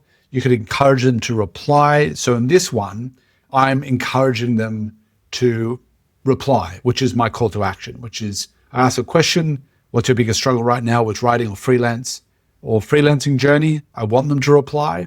And then in the postscript, I'm saying, please reply because I read all my emails personally. So that's kind of repeating the call to action. So this in a nutshell is the best practices for a email. Very important. Obviously, some of the things are going to change, like the email body, the call to action, but these are the elements that we want to tweak and really improve to get the best possible results from the emails that we send. The next example that we're going to study here is from the famous digital marketer and coach, Alex Hormozi. Alex, you might have heard of. He runs acquisition.com with his wife, Layla, and they recently did a launch for a new book that they've come out with called Money Models. And they sent so many emails over, I think, a couple of week period, maybe even over a month. The first one I got was on July 13th. I can see down here where he said, what's a money model? And then there's emails all the time. So some of these are not in order. I don't know why. But what I wanted to share with you is look at how many emails they've sent. Some of them twice a day. So some emails he sent 2 in one day. Others he's spaced out over a couple of days. Let's take a look at some of these emails and what makes them effective. The first one here is really the start of the campaign. Now, there's like 100 emails, so we're not going through all of them, just a couple. So what's a money model? Why is that a good subject line? That's a good subject line because it's getting people to think, right? It's a question-based subject line. People on his list are interested in money. They're interested in models or systems of making money. And that's also the name of his book. So what's a money model? It's also written casually. So we think, yeah, I wonder what that is. And we open the email to find out more. He then repeats it here. What's a money model? And then he goes into detail. Notice how they're short paragraphs, lots of space between each of the paragraphs, makes it easy to read. He uses very simple, easy to understand language. A money model is a series of offers, deliberately structured to generate the most cash up front, get the most leads, and get your highest customer lifetime value, period. That's going to be very interesting to his audience who are entrepreneurs, business owners. They want to make more money. They want to get more leads. So that's very enticing. So he started with like a benefit he knows they want. In simpler terms, it attracts more customers, gets them to spend more money faster over and over again. Great. That's something, this is all talking about desire. It's all talking about things that they want. It's like, hey, a money model is basically something that you really, really want. And then he goes into more detail, talking about the principles behind it. It's made up of 4 parts. So the reason he's doing this, what is the purpose of this email? He's introducing his $100 million Money Models event and book, right? So the Money Models is my new book. Money Models in my new book work for any business in any industry, any size. So he's waited 6 years to unleash Money Models, and it's coming out on August the 16th, 2025. So what he's doing is saying, if you want this book, so the whole email is, I've written a book, it's called Money Models, it will teach you these cool things that you want, and it's taken me a long time to create, so obviously it's going to be great, and here's how you can get it. To get it, you need to do 2 things. So it's a 2-part call to action. You need to register, and you can win all of these prizes if you refer other people to also register. Then in the PS, he's got 2 of them, a PS and then a PPS, so 2. He said, there's some great bonuses and giveaways, and you've got to get them, you've got to register and show up. So reminding people to take that action you've already mentioned. So we've got the call to actions here. There's multiple links to sign up, and that's pretty straightforward. So a really simple, straightforward email that's like introducing the launch, the event, and the book that is coming out shortly. All right, so here's another email in this email marketing campaign that we're going to break down, written by Alex Hormozi or someone on his team. Free audio book and book launch event. Free is always a word that's very attractive. People love things that are free. So that's a good thing to include in your subject line. He's giving you a free audio book and a book launch event. So 2 free things we're getting. Now, we know that the audience are entrepreneurs, business owners interested in improvement. So anything free that's going to help them do that is going to be attractive. So he understands his audience very well. The first sentence is great because it's short, it grabs attention. Thousands of people have already registered to win prizes just for bringing friends. So he's saying people have registered and there's thousands of them. So it's social proof. It's that fear of missing out. He's saying, look, lots of other people, thousands in fact, have already registered because they want to win prizes. Obviously, we want to win prizes as well, and we don't want to be left out. Thousands have already done it, so we want to do that too. Here's why. The prizes are sick. He means good. And many of them were going to come with friends, tell their audience or teams to come anyway. So you might as well get more awesome stuff. Here's a sneak peek at some of the prizes. And then he talks in detail about some of the cool prizes you get. Now, if you're writing about a business that sells a course or a training program or a workshop like Alex is doing, whether it's free or paid, you want to talk about exactly what people get in the thing that you're selling. And that's what he's doing. He's talking about the bonuses because it's a free giveaway, right?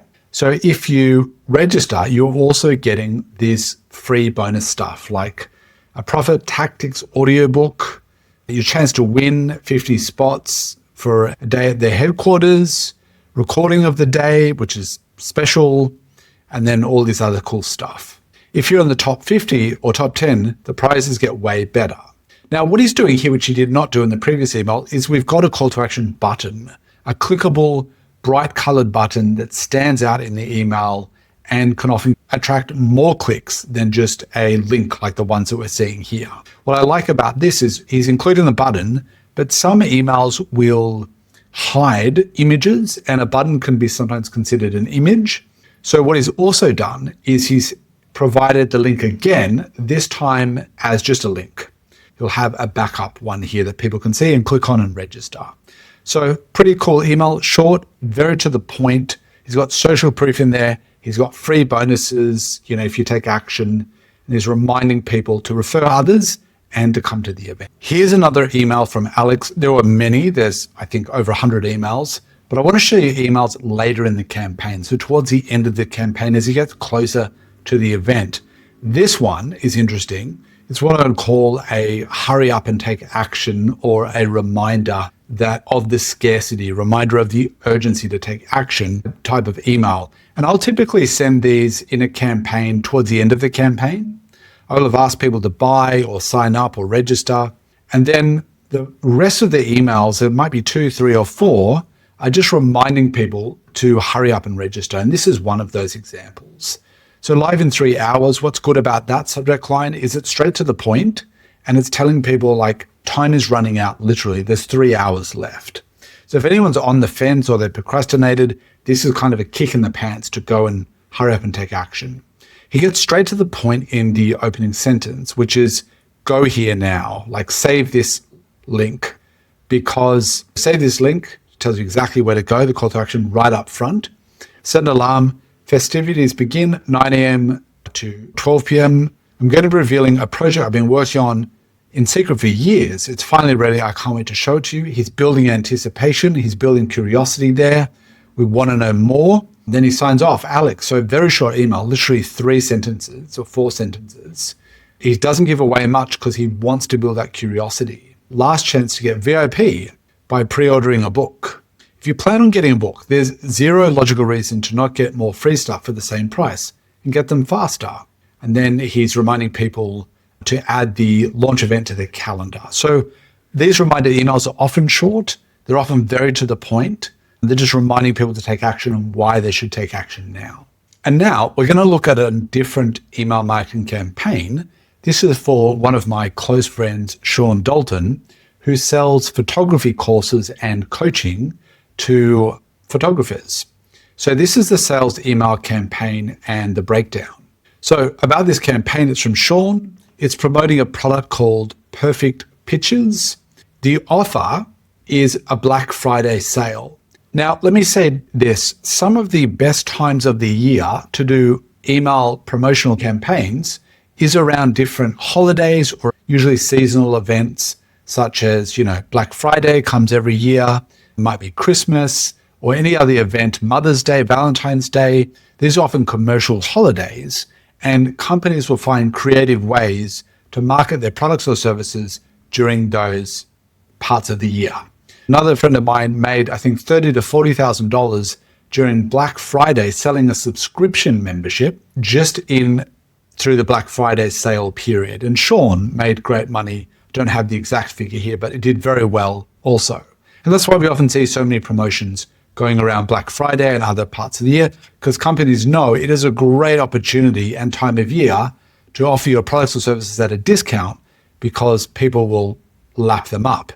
So email number 1 follows the PAS formula. And we've talked about that previously in this video. If you want to check out the PAS copywriting formula, you can do that. It's in the description. This email follows the PAS formula. He's got this interesting GIF which is related to the content. But let's just start with why you're not landing paying clients. So that subject line with a little emoji here of the camera, why you're not landing paying clients, is interesting to the target audience because they don't have any clients. They're photographers that want to get their first client. They haven't got any yet. They might have tried and things aren't really working. They want to know why. So it's a good statement to make. It alludes to the pain he knows they're in. Sean here with never before seen footage of the Instagram algorithm at work. And then it's got this wrestler saying, feed me more. So that relates to the struggles that photographers on Instagram have, that they've constantly got to be posting content, and it can feel like a real chore. It's a lot of work, right, to always be posting content. Creating endless content, desperately trying to grow your reach so that clients might one day find you. So he's relating, he knows their challenges and he's saying them in their own words that they would use. You know that creating all that content would be worth it if at least it led to photography jobs, right? But when it feels like all the hard work is going nowhere and clients don't seem to be finding you, that's a tough situation to be in. So what he does here, and I've highlighted it already, he shows that he understands a common problem the audience is going through. And by the way, the reason why he's seeing this date, like now it's 2025, is because all of the emails you're seeing here were part of a training I did last year, but the principles are still very effective. So it shows that he understands the problems that they're going through. He's made the statements. They read it, they go, yes, I totally can relate to that. If this sounds painfully accurate, I've got two things to say to you. And he shows empathy and understanding here. I feel you. I've been there. I know it's hard. But if you stick it out, I promise it gets easier over time. Second, you might be guilty of the false belief I used to have. If I just post quality work online, clients will come to me. So now he's breaking a false belief. He's showing empathy, then he's saying, but you know what? It's not true, right? You don't need to post all the time. I now have proposal and inquiries nearly every week. And I'll be honest, at this point in my career, I get proposal and inquiries nearly every week. So he's saying, hey, I'm achieving the success I know you want. And in a moment, I'm going to show you how you can do that too by getting my course. So it goes into more detail. Down here, he's introducing the solution to their problems of not having enough clients. And that solution is not posting every day on Instagram. It's sending cold pitches or outreach messages, right? So this email is pretty much following the PAS formula. We started with, a great subject line. We then went into PAS, explaining the problems, agitating the problems, empathizing with them, talking about the results that they can look forward to that he's personally achieved. So positioning him as an expert, and then introducing the solution. And then he's overcoming objections here. Like, I know it feels uncomfortable sending cold pitches. I know that you don't want to do it. But if you do it right, you can get lots of clients and it can actually be fun. So he's breaking that objection. And then he's building anticipation for the next email. That's why I've been working on something big that will make pitching and landing epic jobs much easier for you. Now, this is why I've called this an anticipation email, because he hasn't told them what it is yet. He says, keep an eye out for it in your inbox in the coming days. You'll be the first to hear about it. I know you're going to love this. Now let's move on to the next email insurance campaign. And this is the story and announcement of the Black Friday sale. And before we do that, maybe it would be useful just to look at the whole campaign as a whole. So we've got email 1, 2, 3, 4, 5, 6. And I want to give a quick breakdown of the structure of this email campaign so you know how to build something similar for your own clients. So number one is you want to build anticipation. You want to let the readers of the email database know, hey, something great is coming and you're really going to like it. And here's why you're going to like it. Email number 2 is story and announcement of the Black Friday sale. So email number 1 is like, hey, something great is coming. I think you're really going to like it. Email number 2 is a story and the announcement of the Black Friday sale. So it's really the announcement. You're announcing the thing that you talked about in email 1. You're actually giving details and explaining what it is, why the sale is happening, what they get if they sign up, when the sale ends, so how much time they've got to take action, and all of those wonderful things, which we'll get to in a moment. Email number 3 is urgency, which makes sense. Email number 4 is information about the product and reminder to buy. So you might go into more detail about what they actually get in the product, in the online course. And then another reminder like, hey, time's running out, you better take action now. And then email number 5 is overcoming objections to the product. So the product is talking about cold pitching. Now, some people don't want to send cold outreach DMs or cold outreach emails to strangers, to companies that they want to hire them, because it can feel like salesy. What Sean needs to do, because that's what his whole product is about, is overcome those objections in that email. By overcoming the objections and making people feel okay with the idea of doing cold pitching, they're much more likely to then buy that product. But if you don't overcome their objections early on or at all in the email sequence, in the campaign, then you're not going to make as many sales because people might be reading the emails, but they're thinking, oh, this isn't for me. Cold pitching doesn't work, or I don't like doing that kind of thing. Whatever the reason or objection might be, you've got to overcome them, make people feel good about purchasing your product, and then they're more likely to buy. And then email 6 is like the last chance. Hey, time's running out. The sale's almost over. Grab this course while you still can. So let's go down to email number 2, which is the announcement email. And instead of saying, it's here, ! He said something more compelling, more interesting, how I landed this 5K photography job.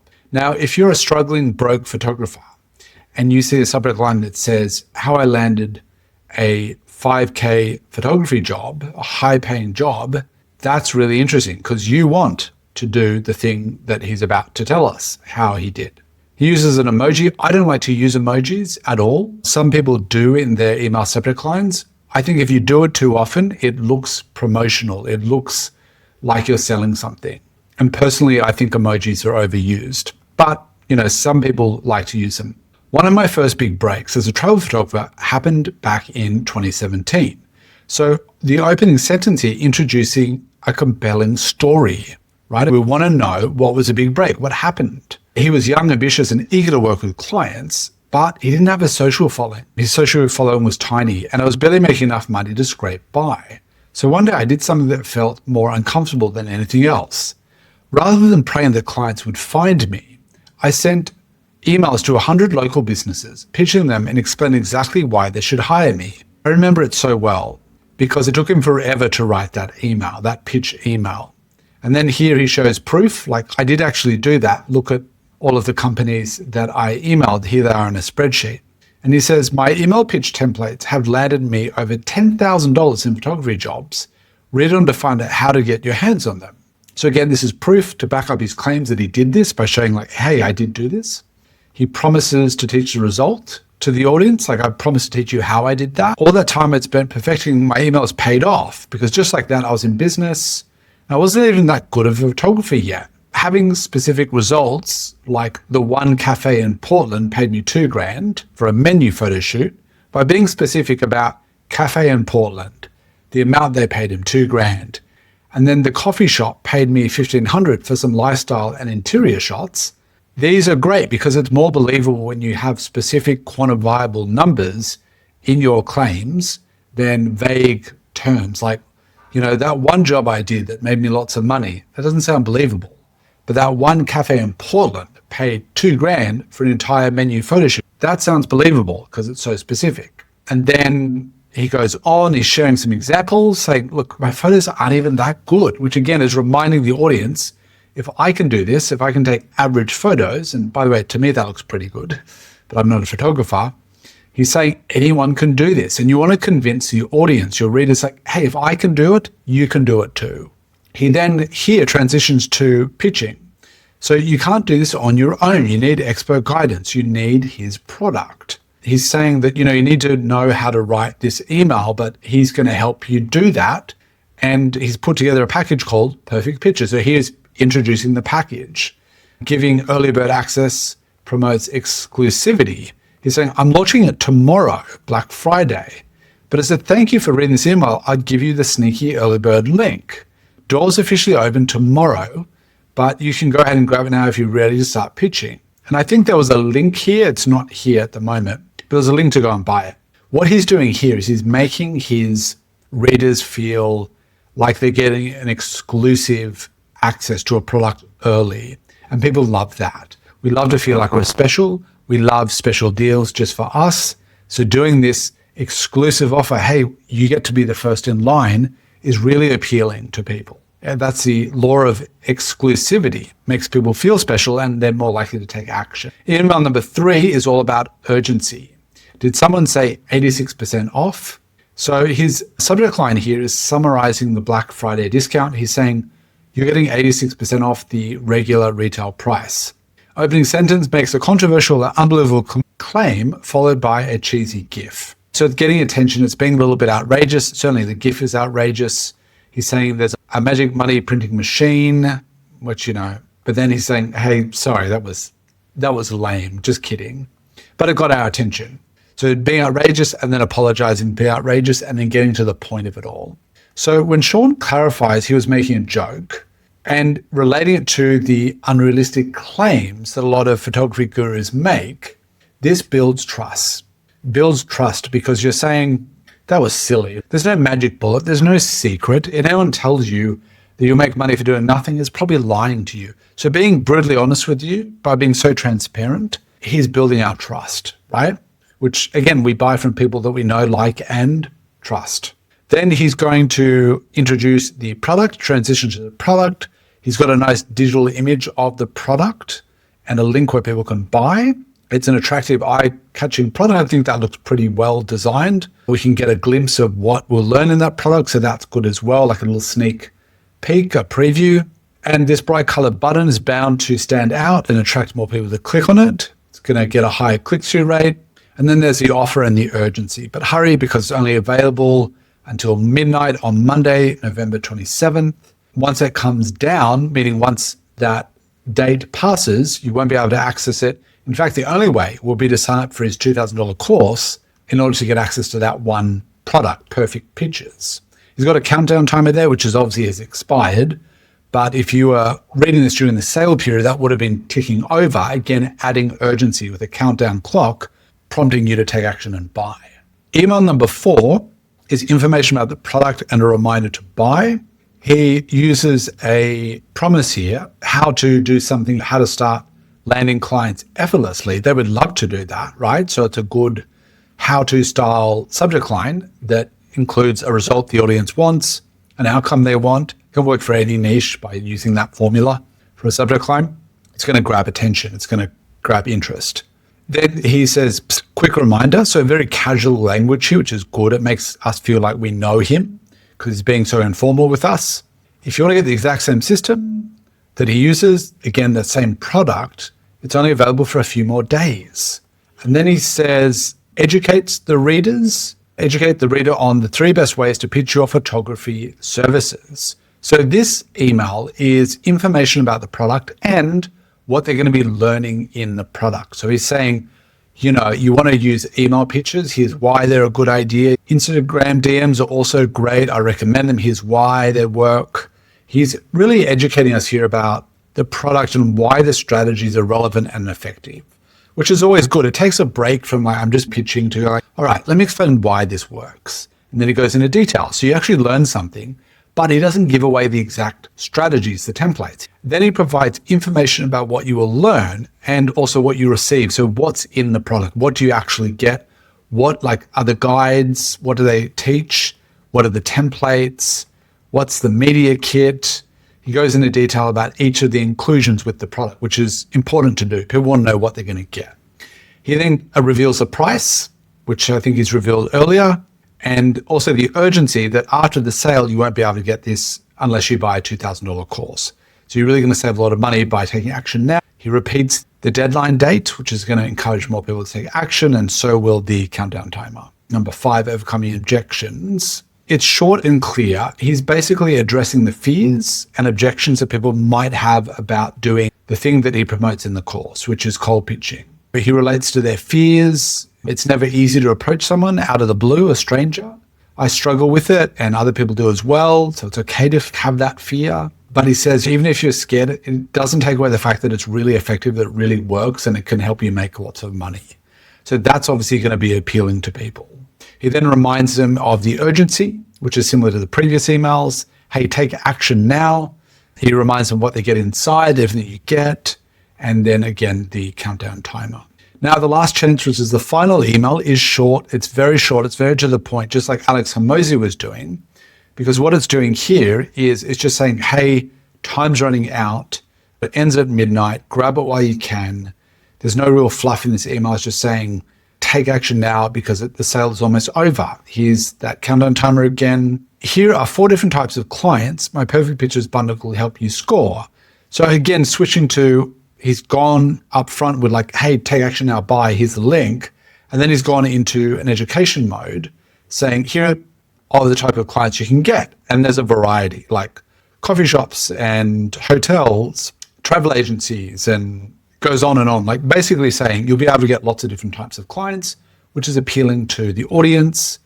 He ends with the call to action and a picture of the product and the call to action button. So let's move on to website copywriting.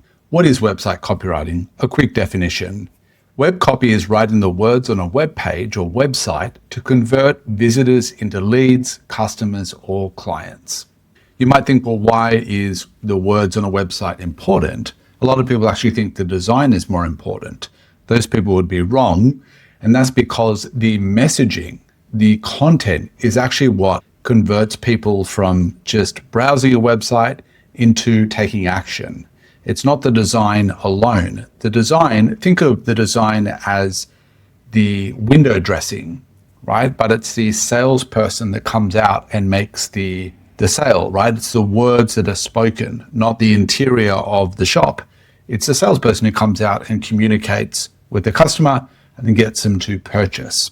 And that's why website copy is more important than design, but you need both working together to get the best results. So on average, 50% of first-time visitors will bounce or leave a website without taking any action. I've seen other case studies where it's up to 90% of visitors that arrive on a website, they have a quick look around, and then they leave, often within the first 5 to 10 seconds. So the purpose of website copy is to get people to stop and not leave, don't bounce, and actually start reading the copy and to get interested in the products or services of that business. So that's what we want website copy to do, is to grab attention, get people interested long enough so they stay on the website and eventually convert into whatever action we want them to take. I now want to talk about best practices. And the first best practice that comes with website copywriting is SEO copywriting. So SEO copywriting is where you naturally include specific keywords related to the business within the copy or content that you're writing. And generally speaking, for each page, say your homepage, your about page, a product page, for each individual page, you want to include 1 to 2, possibly 3 targeted keywords that you hope that page to rank for on Google, right? And I'll share some examples with you in a moment. Long-tailed keywords, especially if it's a new website without much authority online. If it's a new website, then, or if it's a website that's not ranking, we want to start by targeting long-tail keywords because they're less competitive. I'll share some examples of those in a moment too. So where to include the keywords? Again, it's got to be done strategically and naturally. And if you learn SEO copywriting, you'll know how to do this, which I'm about to share with you, a real example. You want to include keywords in the headlines, in the meta descriptions, and of course, in the body copy as well. Here's an example of what that looks like. So this is actually an ad, but let's imagine it's not an ad, that it's the first position on Google for the keyword portrait photographer Sydney. So let's imagine that you've typed into Google portrait photographer Sydney, and this is the #1 listing or ranking. Now, let's look at a couple of different things here. The first thing is the page title. And we can see the page title says portrait photographer starting at $99, we come to you. We would have it say the same keyword in the title here in that blue clickable link. So we'd want to have the words portrait photographer Sydney in our page title, right? If you're working with clients, you want to instruct them, hey, in the copy here, I've got the page title and it's got the keyword you wanted to show up for on Google, portrait photographer Sydney. So that's included, right? So you make sure you want to include it. Also in the meta description here, it says great pro portrait photographers on demand anywhere in Sydney. So notice they haven't included the keyword exactly like portrait photographer Sydney, but they've naturally included it within the ad here or the listing.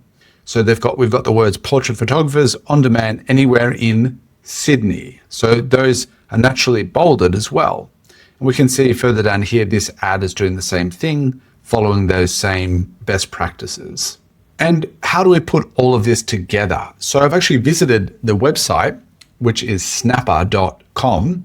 They're very good at SEO. Most of their pages are optimized for SEO, but also for humans. So this page here, if we look at the page title at the top, we can read it as the best portrait photographers in Sydney. So we know just by hovering our mouse over the tab there, we can see what the page title is. It's obviously optimized for that keyword. Then we've got a H1 heading, or the main headline of the page also has the keyword Sydney portrait photographers. Now, I'd encourage you when writing website copy, don't just have the exact keyword. You want to add some other words that are going to appeal to humans as well. So don't just add that as the headline, add the keyword as a headline, add more information. So if we look down the page for that primary keyword, which is Sydney portrait photographers, we can find it in a couple of different areas. But notice here in another heading, the top Sydney portrait photographers. So I've included it again. Now, if there's a secondary keyword, maybe another keyword like Australian portrait photographers or New South Wales portrait photographers or something like that, you'd also want to include that within the copy as well. Maybe in a heading, this is a H2 or H3 heading, and we've got the word Sydney. In fact, if we do a quick search, Sydney is part of that keyword. We notice it's included 27 times throughout the page copy, and we can see it's included many, many times here in different ways. So if we go portrait photographers, we can see how many times that's been used as well. It's included 6 times. Generally speaking, you want to include the keyword, I think about 5% of the time throughout the copy. It can be less.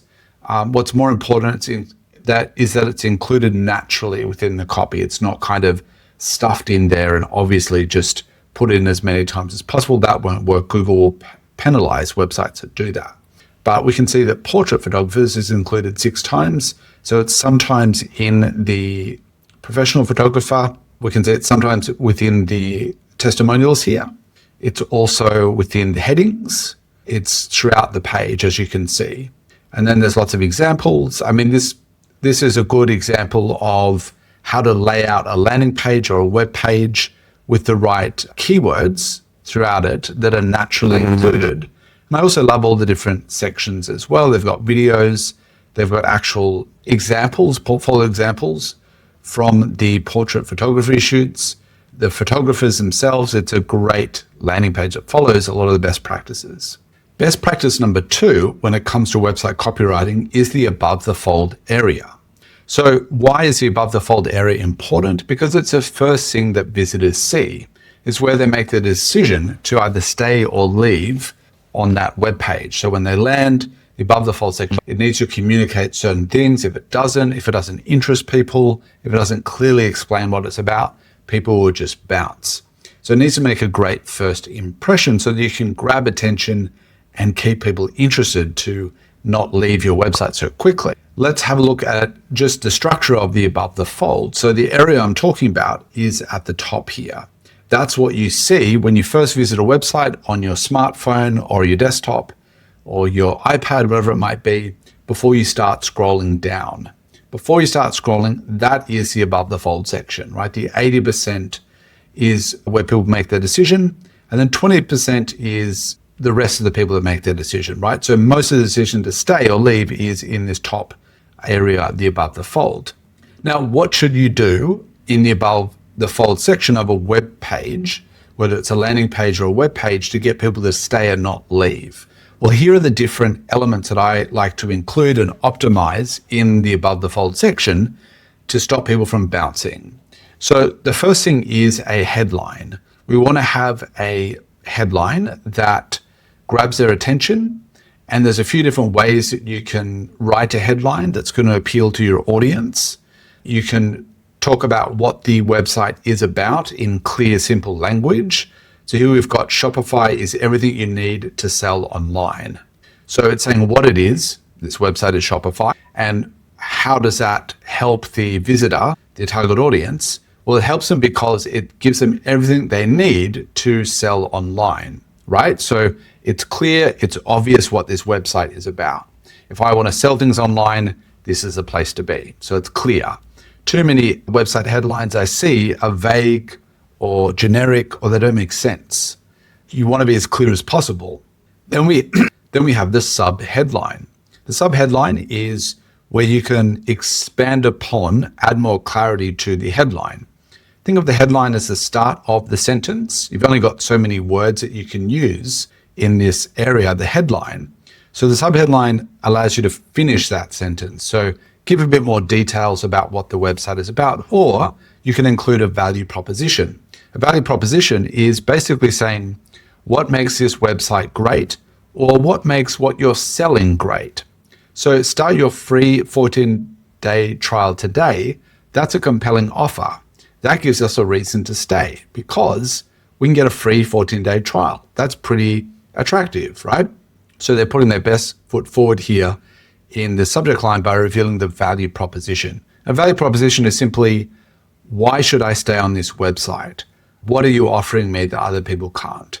Then we've got the call to action button, which is important. It's an easy, low risk call to action, which is to enter your email address to get started.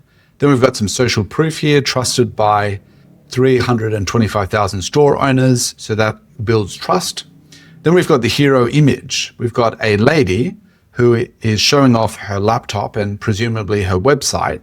So we get to understand, okay, this woman has a website, which she has obviously created through Shopify. So she seems to be happy with that.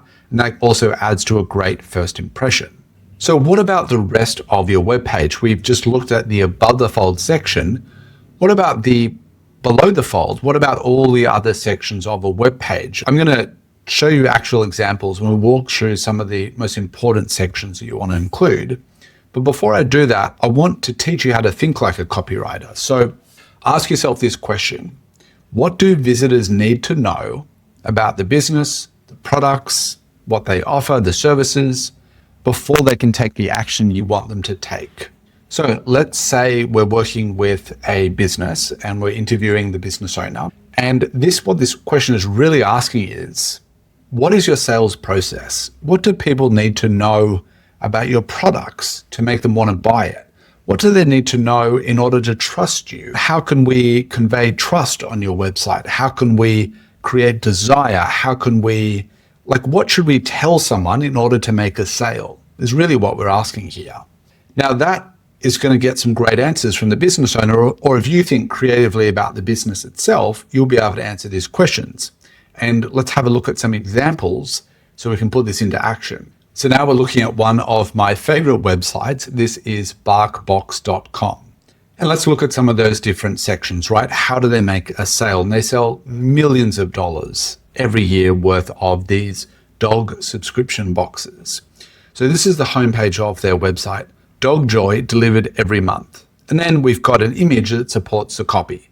So we've got a very happy or excited dog here. It depends how you read his emotion. We've got what looks like the product, Bark Box. It's a box and it's full of like toys and treats and things that dogs love, right? So we understand, okay, the dog gets a box with cool stuff inside of it every month. We immediately understand that there's ultimate clarity here in this section. So remember, the headline is grabbing attention, is getting people interested, but then we need to explain a bit more. The image does a good job of explaining, like, this is what it is and this is how your dog will feel. But then the subheading is giving more details.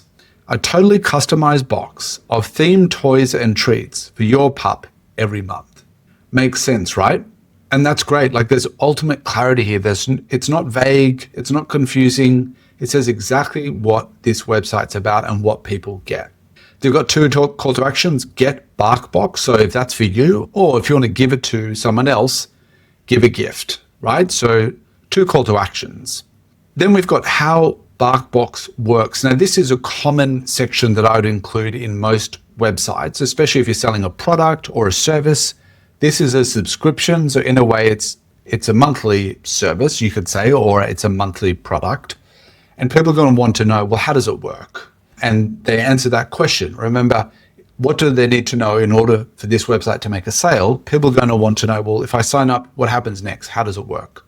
So they answer that. They do that with these really fun cartoon images describing each of the steps, right? Subscribe, your first box ships immediately. your month-long dog party begins. And there's more details here. But what's great about this is it conveys how it works very concisely with images, fun images. The headings here are summarizing the process. And then the body copy is going into more detail so that if I'm scrolling, as most people do, they can just quickly read this and get the gist of it without having to read every single word. They've repeated the call to action here, and they've added a 100% money back guarantee. That helps boost conversion rates because it's risky buying things on the internet. Like, what if we get a box and we're not happy with it? What if the products aren't very good? The treats aren't tasty? What if my dog doesn't like it? That's a concern, right? Again, part of the sales process. What if you don't like it? What happens then? There's a 100% happy guarantee. And I don't know the specifics here. We don't know if it's a money back guarantee. It's a bit vague. I'd rather be more clear. Like, do I get my money back or do you send me another box? I suppose that will be answered later. They've got a secondary call, a third call to action, which is if you want discounts, you can sign up for their newsletter. This talks about the different types of boxes that they offer, right? A theme collection every month. And we can click there and view themes because obviously that's something else people want to know is like, what type of boxes are we getting every month? Is it the same box? Are there different boxes? It's answering that question. Notice all of the gaps here, like the white space makes it much easier to read. There's lots of space. They haven't cluttered or crammed everything in together. It's easy to read because everything is spaced out nicely with lots of gaps in between. Our pack has your back. So this is kind of a fun thing about, I suppose, their team. We'll work with you to make it right. No muss, no fuss. Okay. So again, a bit of a vague money back guarantee, but it's somewhat reassuring. This is how you build trust by saying, we've served over 2 million dogs. So this is social proof. This is showing, hey, so many other people, and you can go through pages and pages. Oh, that's interesting. There isn't pages of pages, only a couple. That's surprising. I thought there would have been tons more testimonials from the dogs and the owners. But anyway, 2 million dogs served. And there's some proof of that. Dogs enjoying the product. More social proof here from actual media. They've been featured in all these different media.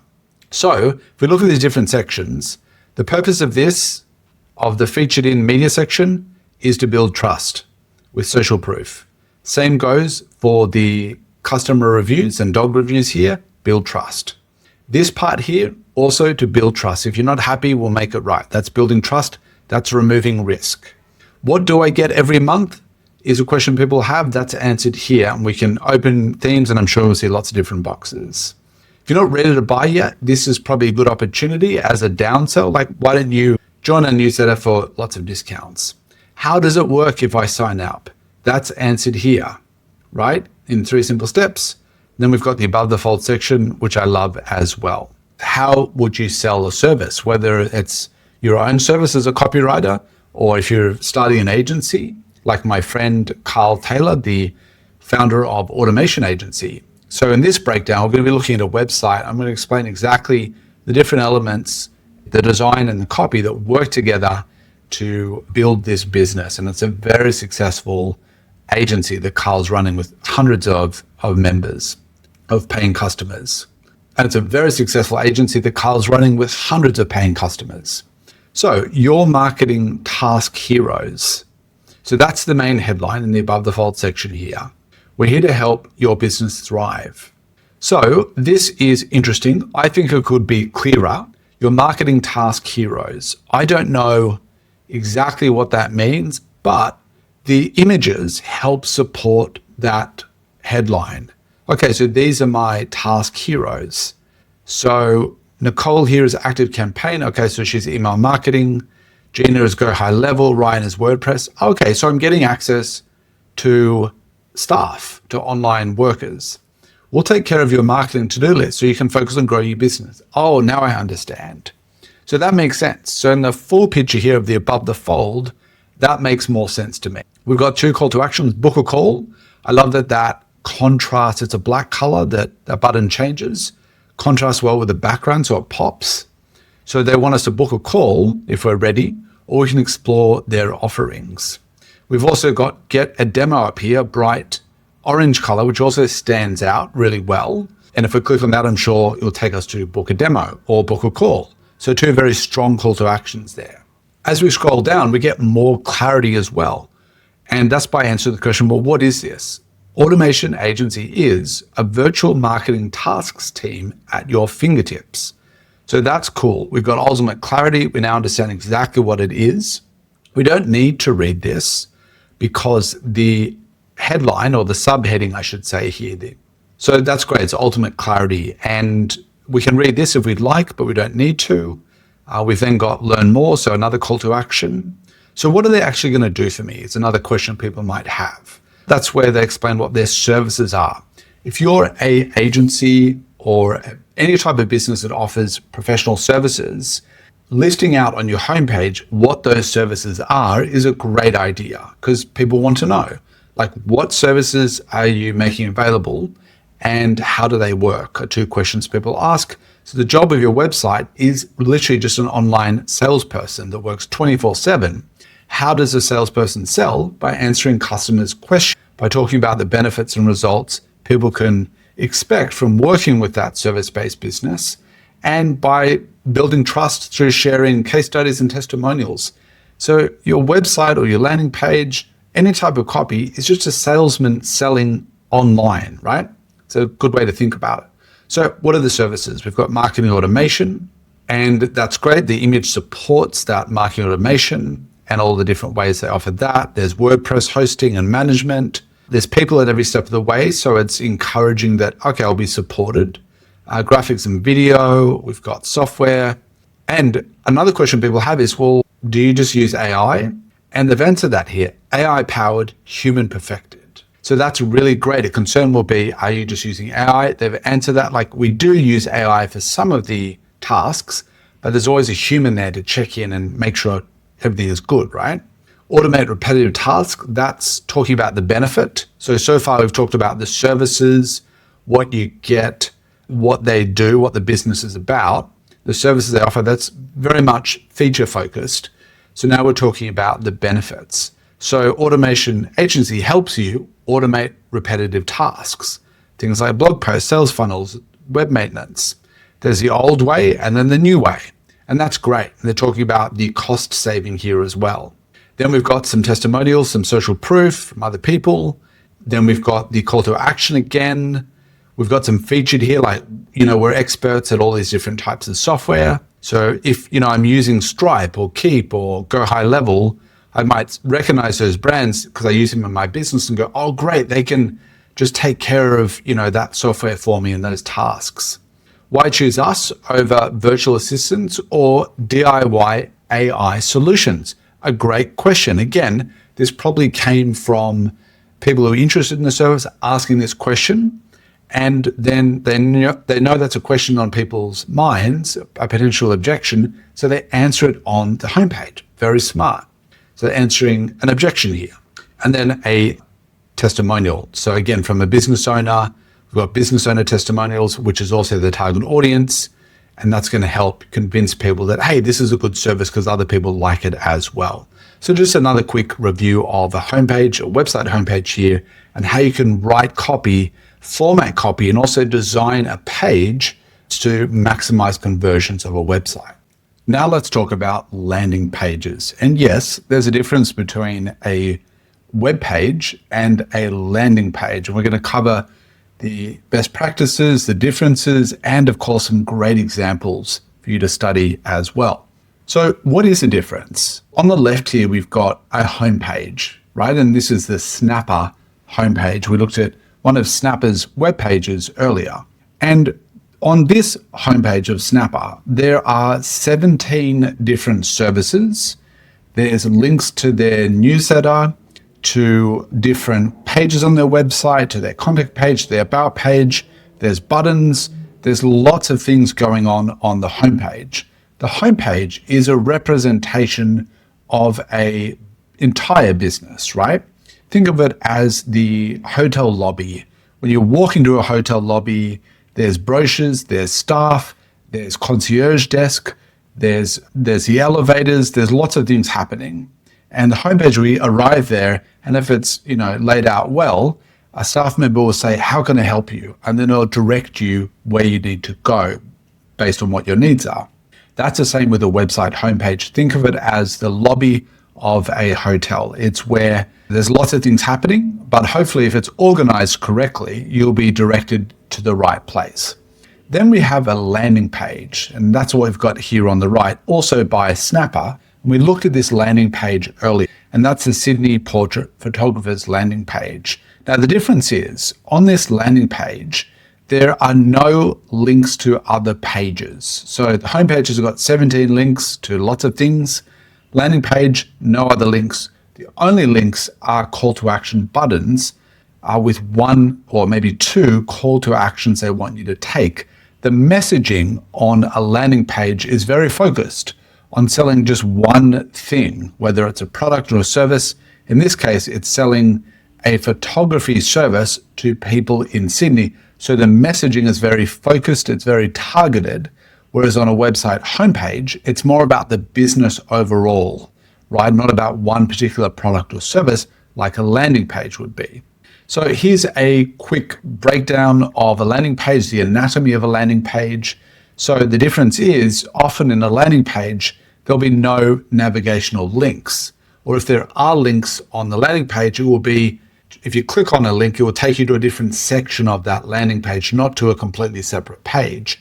And the reason why they remove outside links on a landing page is because they don't want you leaving, right? The only way to leave is to exit the page or click the back button, but they don't want to distract you with different links or buttons to other pages because they want you to stay on the landing page and take whatever call to action is they want you to take.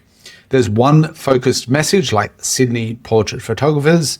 It's very specific. It's selling one product or one service on that landing page. It's often separate from the website, meaning it's not always connected directly to the homepage. It might be kind of floating outside of the main website. It has one goal and one call to action, as I mentioned already. So that's what makes a landing page different to any other web pages like a homepage or about page. It's very focused. Now, there's two different types of landing pages that you'll be hired to write. There's sales pages, right? And that's obvious. That's selling a product or a service or an event. It's selling something. And then there's lead capture pages, which we have on the right here, a lead capture page. So the difference with a lead capture page is they want you to provide your contact information, usually your first name, your email address, maybe your phone number. They want to capture your interest in a particular thing, whether it's a service or an event, or even in this case, they're offering a lead magnet, right? A lead magnet is a free guide, or it might be a free consultation or a free report, a free video series. It's offering that in exchange for your contact information to generate a lead, which will then be nurtured or followed up by with emails or perhaps a salesperson contacting that lead. So that's the difference. We've got sales pages are to sell products or services directly, and lead capture pages are to generate contact information, leads, that can then be followed up on. And then the sale can be made later, usually over the phone or via email or maybe a different sales page. So now I'd like to share with you a landing page that I'm using in my own business to promote my one-on-one coaching program. And the reason why I'm sharing my own example as opposed to another business's example is because I actually practice what I preach. So first, we've got the headline, How to Make a Great Living Writing in Your Spare Time from Anywhere. My audience are people like you. They want to have freedom. They want the freedom to travel the world, to write from their computers, and to make money doing it. So the headline speaks to that ultimate desire, which is freedom and also making money. So make a great living is obviously making money. And then in your spare time, so I could have said in 3 hours per day to be more specific, and then from anywhere. So there's actually 3 benefits in this headline: great living, writing in your spare time, and from anywhere. So I've compacted them all into one headline. And you might be thinking, well, how do we do that? And then that's where I go into more detail about how we achieve that. And that's through one-on-one coaching and who it's for. It's for beginners. and what do they want to do to launch a freelance copywriting career from home. So what they're doing, again, is providing more details, elaborating on what that headline means. There's a video.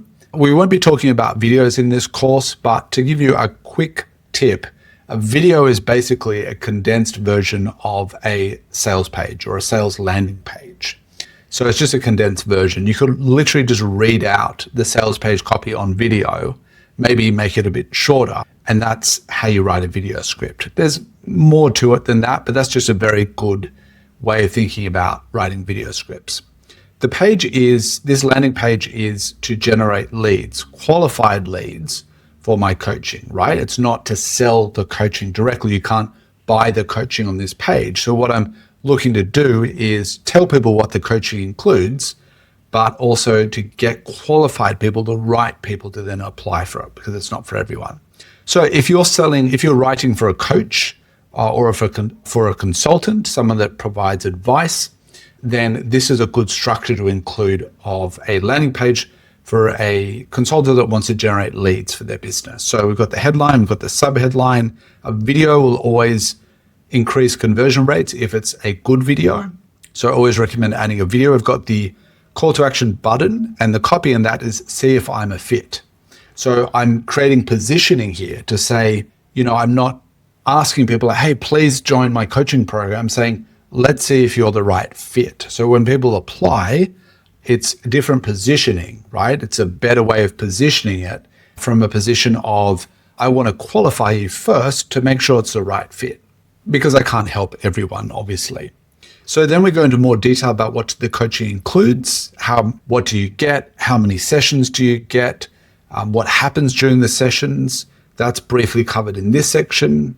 Then we've got what you'll achieve, which is the results, the benefits, the outcomes of the coaching, things like finding the perfect niche. And what you want to do when you're writing for a coach who's offering coaching or consulting, you want to talk about what do you get to achieve as a result of the coaching, as opposed to only the features. I mean, I could just write, we'll have 6 one-on-one sessions. They will be recorded on video. You'll get access to templates. I could tell you what's included in it, but those are all just features. What people want is an outcome. They want benefits, not features. So make sure you turn each of the features of the coaching into an actual benefit. You'll find your niche. You'll build a portfolio. And again, it's optimized in a way so if people are just scanning or scrolling, they'll get the general idea of what's included without having to read every single word. And that's how you format and optimize copy. Optimize set up your LinkedIn, basically, pricing, create a client getting system, and it goes on and on. So those are the main things that people are getting, and I wanted to make sure they were written in a benefit-orientated way. Then we talk about bonuses. If there's bonuses you can include or get your client to include with their coaching, it makes the coaching more valuable. The same goes with info products. If you're selling ebooks or digital programs or online courses, if you could include bonuses and then assign a value to each bonus, it makes a whole program more valuable, and it increases the perceived value of the program as well. So we've got, writing feedback. I know that's important for my students, so that's included. We've got a copywriting toolkit, all of my templates and agreements and everything I use to run my business. These are things I didn't just throw in, because you don't want to think, well, what else can I just throw in there to increase the value of the program? No, it needs to be relevant and valuable to the customer or the client. It can't just be random things. So only include bonuses or additions to any kind of info product or coaching that are actually valuable, not just random items. What are other people saying? This is where you want to include testimonials.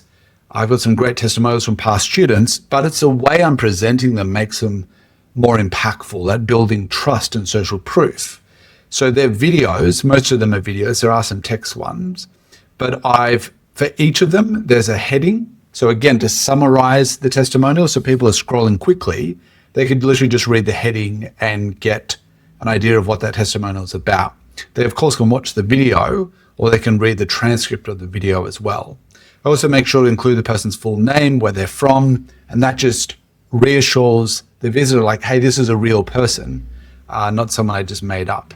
So all of the testimonials followed that. I'm wearing the same shirt in this video you're watching as I was wearing in this video. I'm interviewing Taylor there, one of my students, and that's why you're seeing my face and not hers. But that's a video interview with Taylor. Then there's some, if you can't get video testimonials, text or written testimonials can work quite well, but you want to make sure that you can get the person's full name and then an image of that person, not an AI generated image, but an image of a real person. It's also important with landing pages. Another section you want to include is who is the founder? Or if it's coaching like this, it's who is the coach? Why is that person an expert or an authority on this topic that they're going to be coaching about, right? So this is great if you're writing for an author, if you're writing for another coach, a consultant, an educator, an expert. You definitely want to have a section where you answer that question, like who are they and why should I trust them? Why should I listen to them? I've got images of the lifestyle of a copywriter, which is traveling. This is me down on the islands in Thailand. And of course, a professional photo of me speaking, again, positioning me as an expert. Here's me speaking on stage. And then we have the call to action again, book a call to see if you're the right fit for coaching. And then they can click on that button to apply. And then we've got FAQs, which are important. So with the FAQs, you're overcoming objections and you're answering common questions. And it's a great thing to include on every type of landing page you create, whether it's for a plumbing service, a hair salon, coaching like this, copywriting coaching, whatever it might be. FAQs are a great idea. And then I have a disclaimer as well for legal purposes, and that's it. So I recommend for landing pages, whether you're selling on products and services, you want to have lots of these sections, the ones that I've walked through already. And of course, if you want to see this full page yourself, you can click on the link in the description below this video and you can look at this page in your own time, maybe read it in a bit more detail. Now I want to share with you a different type of landing page. This is another one of my landing pages where I'm offering a free cheat sheet, as you can see here. And the goal of this landing page is to generate leads, right? To get people to join my email newsletter. And instead of saying, hey, join my free newsletter, which by the way, no one cares about your free newsletter. We're all subscribed to too many newsletters already. Instead of saying, join my free newsletter, we're saying, here, have something valuable that I know you want, that you're interested in. And in addition, you'll get access to the newsletter, right? So you're actually offering something valuable. Now, why do you want to do this? Why not just sell the product from a sales page? Why do you want to bother offering lead magnets like this one and getting people to join email lists? Like, why? And that's because most people who visit your website are not ready to buy right away because they don't know you, they don't trust you, they don't know anything about you. They're not going to just hand over money to someone they don't know, like, or trust yet. So what you want to do is start the relationship by asking for something small, like their contact information, so that you can stay in touch with them by sending emails, email nurture sequence. You can provide free value, free guides or checklists like this one. They can get to know you a little bit better. And then over time, you build up a relationship of trust.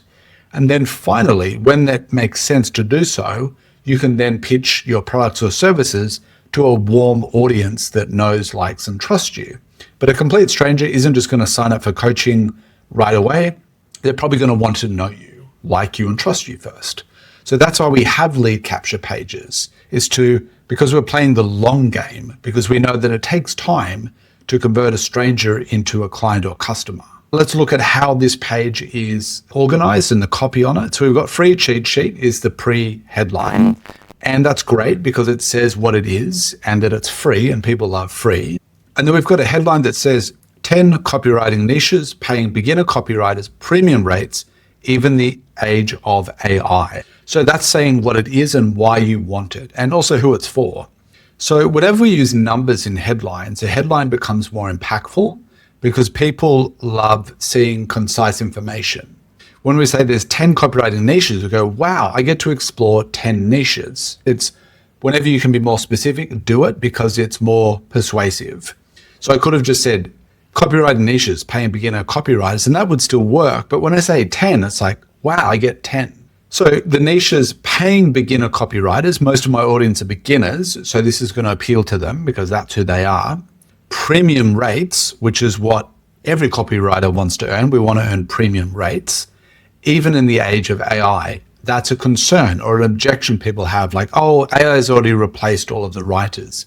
Well, that's factually not true, and I prove it in this report. By the way, if you want to check out this page and even download this for free, you can do that by clicking on the link in the description below the video. I've then got an image of the guide or the checklist. Now, why do you do this if it's just literally a PDF that I email people? Because it increases conversion rates. Even though it's a digital product, if you can show a digital image of that product, it's going to be more irresistible and appealing, and also visually demonstrate what you're getting. Then we go into more detail here about, well, what do you get? And what they're getting is that they're learning 10 high-paying niches, project fees, how to choose the right niche. So that's kind of going into more detail of what's inside the guide. And these are bullet points that help explain what's inside the guide. Then we've got Meet the Author, Jesse Forrest. Again, most people landing on this page have never heard of me because I'm running paid ads to this page, or maybe they've watched one YouTube video, clicked on the link, and they've arrived here. They don't yet know me enough to just hand over their first name and email address. So by explaining who I am and my experience in this niche and as a copywriter, I'm positioning myself as someone they can trust because I'm a real world expert. The logos do the same thing. They share, hey, he's associated with these famous brands because he's trained them. So that adds credibility to my name as well. And then we've repeated the call to action at the bottom. People enter their name and email and then click send me the cheat sheet, and then they get the cheat sheet. So just a quick example of the different elements that you want to include in a lead capture page. And this is a great way of starting a relationship by providing value to your prospect and then build that relationship up over time. Welcome to part 3, which is all about how to start copywriting and get your first client. Let's talk about exactly what you need to do from someone just getting started today with no previous experience, who's a copywriting beginner, to all the way to getting your first client and working with that client, and every step that I recommend between then and now. I will say before we dive in, this course walks you through the whole process. However, some of you might want my personal one-on-one coaching. You want feedback, you want accountability, you want me to assess your unique situation and even give you feedback on your portfolio examples and your online profile. If that's you, click on the link in the description below this video and you can apply for my coaching program. With that out of the way, let's dive. You might be wondering, has AI replaced copywriters? Well, the answer, thankfully, is no. AI is nowhere near replacing copywriters. Sure, it's affected the industry. There are more people out there using AI than potentially hiring copywriters, but there's still tens of thousands, if not hundreds of thousands of business owners that don't know how to use AI, have tried using it and haven't really got the best results in terms of the content or the copy that it writes. Or AI has produced content that sounds robotic and unlike the business owner, or just generic or even factually incorrect. We're still very early in the development of AI, right? So don't worry about AI taking all of the jobs. I think that is a long time away, many, many years away. With that said, I want to share with you, has AI replaced copywriters, you might be wondering. This is a concern for many people out there that are thinking about becoming copywriters or already might be copywriters. The good news is that AI has not replaced copywriters, and I know this as a working copywriter. Sure, there are companies out there that used to hire copywriters, and now through training their teams or spending a lot of time on learning AI, they've been able to replace those freelance copywriters that used to rely on. I've even had a client like this. But I would say that is not most business owners. Most business owners don't understand how to use AI properly. They don't know how to write prompts that generate the best output. And so often when they use AI tools like ChatGPT or Google Gemini, they end up with content or copy that doesn't sound like their business, that might be boring or vague, doesn't sound like their tone of voice or the usual writing style, or just looks like AI content. And for those reasons, they can't really use it. And as a result, they'll just go and hire a human copywriter because they want a solution to their problems, which is they need content in their business or they need copy for their marketing materials. They're looking for a solution, not always to save money. And so there's so many business owners out there, thousands, if not tens or even hundreds of thousands of business owners that would rather hire a human than use AI. And that's because AI tools still need human guidance. The people that are best set up for using AI tools are professionals in those fields. So myself, as a copywriter of 20 years, I understand how to prompt AI because I've been doing it for so long, but also in my career, I understand what is good copy and what is bad copy. I know the difference. So I know when AI generates something that doesn't sound good, I know why, right? So I know how to instruct AI because I've spent years talking with clients on getting their instructions so I know what to write. It's the same thing. So the best people that can get the best use of AI are people like you that spend the time to learn copywriting and then use AI as an assistant to help you with some of the grunt work or some of the time-intensive work, such as research. It can help with that, such as brainstorming, such as coming up with ideas. It can help with all of that, but it still needs you, the expert, to guide it, right? And so the people that are going to benefit most are the experts out there. And they still need human guidance. At the end of the day, AI is a tool. It still needs an operator to use it.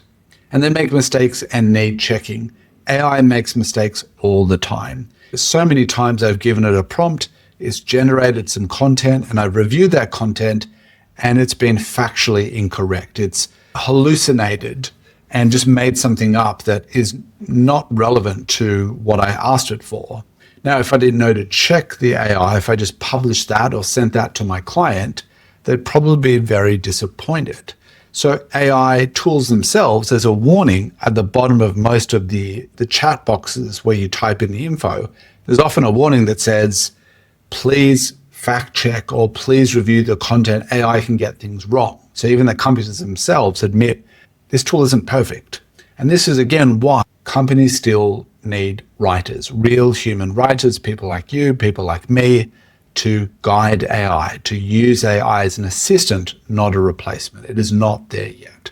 But don't take my word for it. Instead, let me show you real proof that there are companies out there right now, today, hiring copywriters, hiring freelance writers all around the world. I want to prove it to you, that there's in fact thousands of jobs available every single month that are being posted everywhere online on lots of different platforms, whether it's LinkedIn jobs, Indeed.com, Upwork, and many, many other writing platforms as well, where people go to hire freelance writers. Let's have a look at the LinkedIn jobs page just to share with you how many jobs there are right now. So here we are on linkedin.com/jobs. And I've typed in copywriter and I've narrowed down the region to the United States. And we can see that there's over 846 active results, people looking specifically for copywriters in the United States. Some of these are freelancing positions and other ones are full-time positions. Look over here at Articulate. This company is looking for a remote copywriter and they're paying between $109,000 to $163,000 per year. That's pretty impressive, right? Imagine getting that role.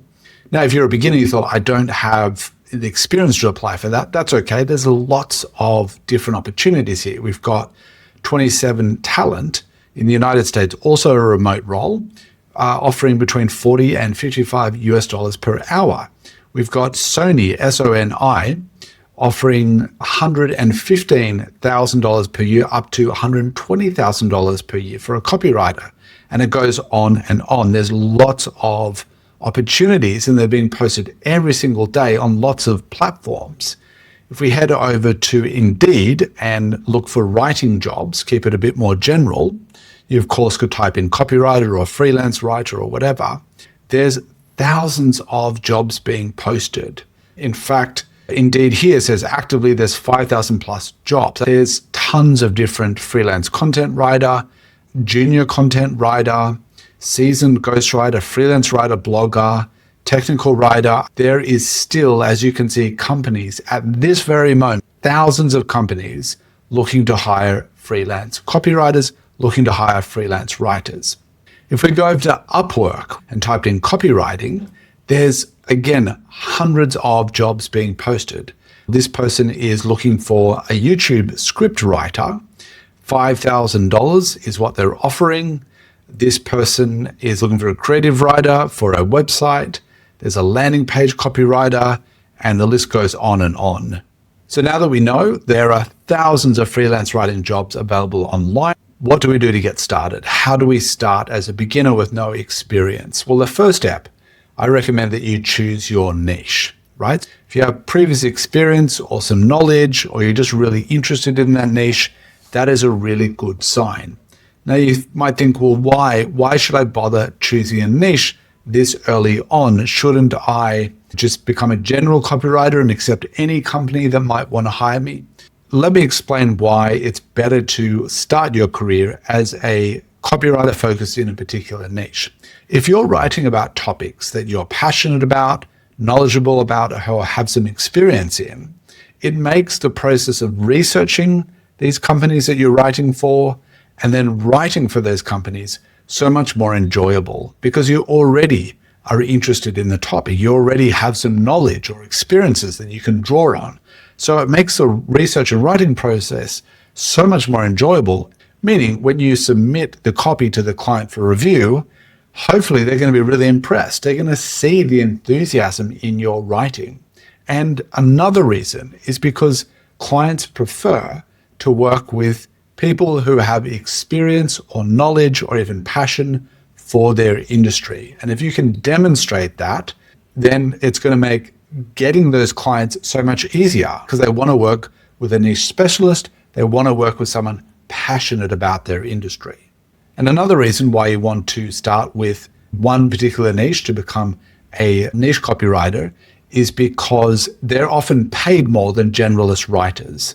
So a niche copywriter can command higher fees, both in their hourly rate and their per project rate.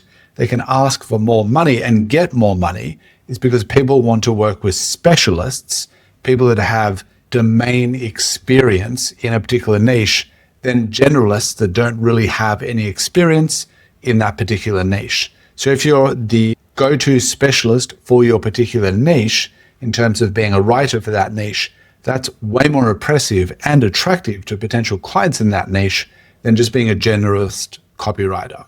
So what niches should you write for? What niche should you choose? I like to think about the three biggest human needs. The three biggest human needs: wealth and relationships.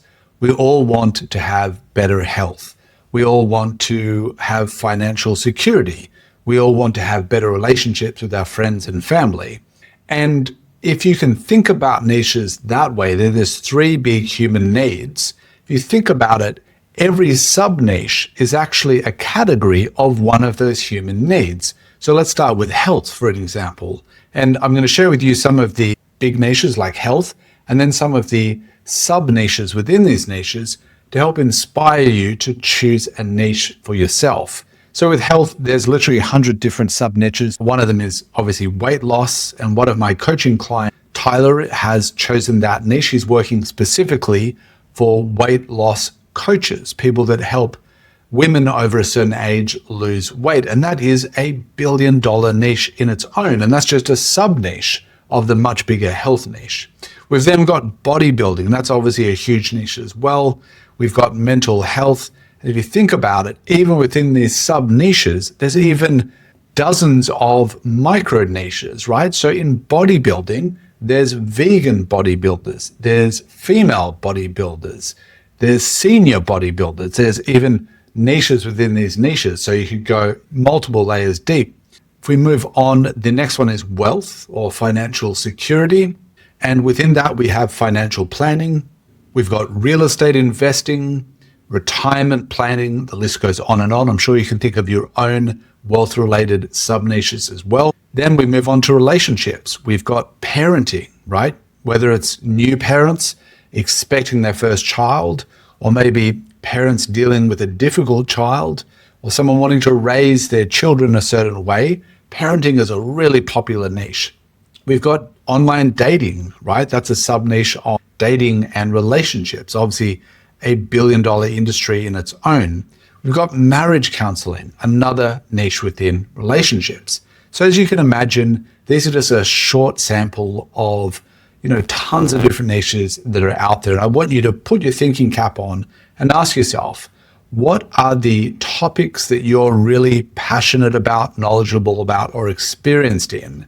I want you to write down 3 of those, maybe post yours in the comment section below. I'd love to read them as well. And then use that to start your copywriting career. Choose a niche that you can specialize in. Step number 2 in your freelance copywriting journey is to create portfolio examples. And the reason why you want to do this is your portfolio is actually your best sales tool. Now, some people think they need qualifications, they need a university degree, like a journalism degree, they need professional writing experience in order to become a copywriter.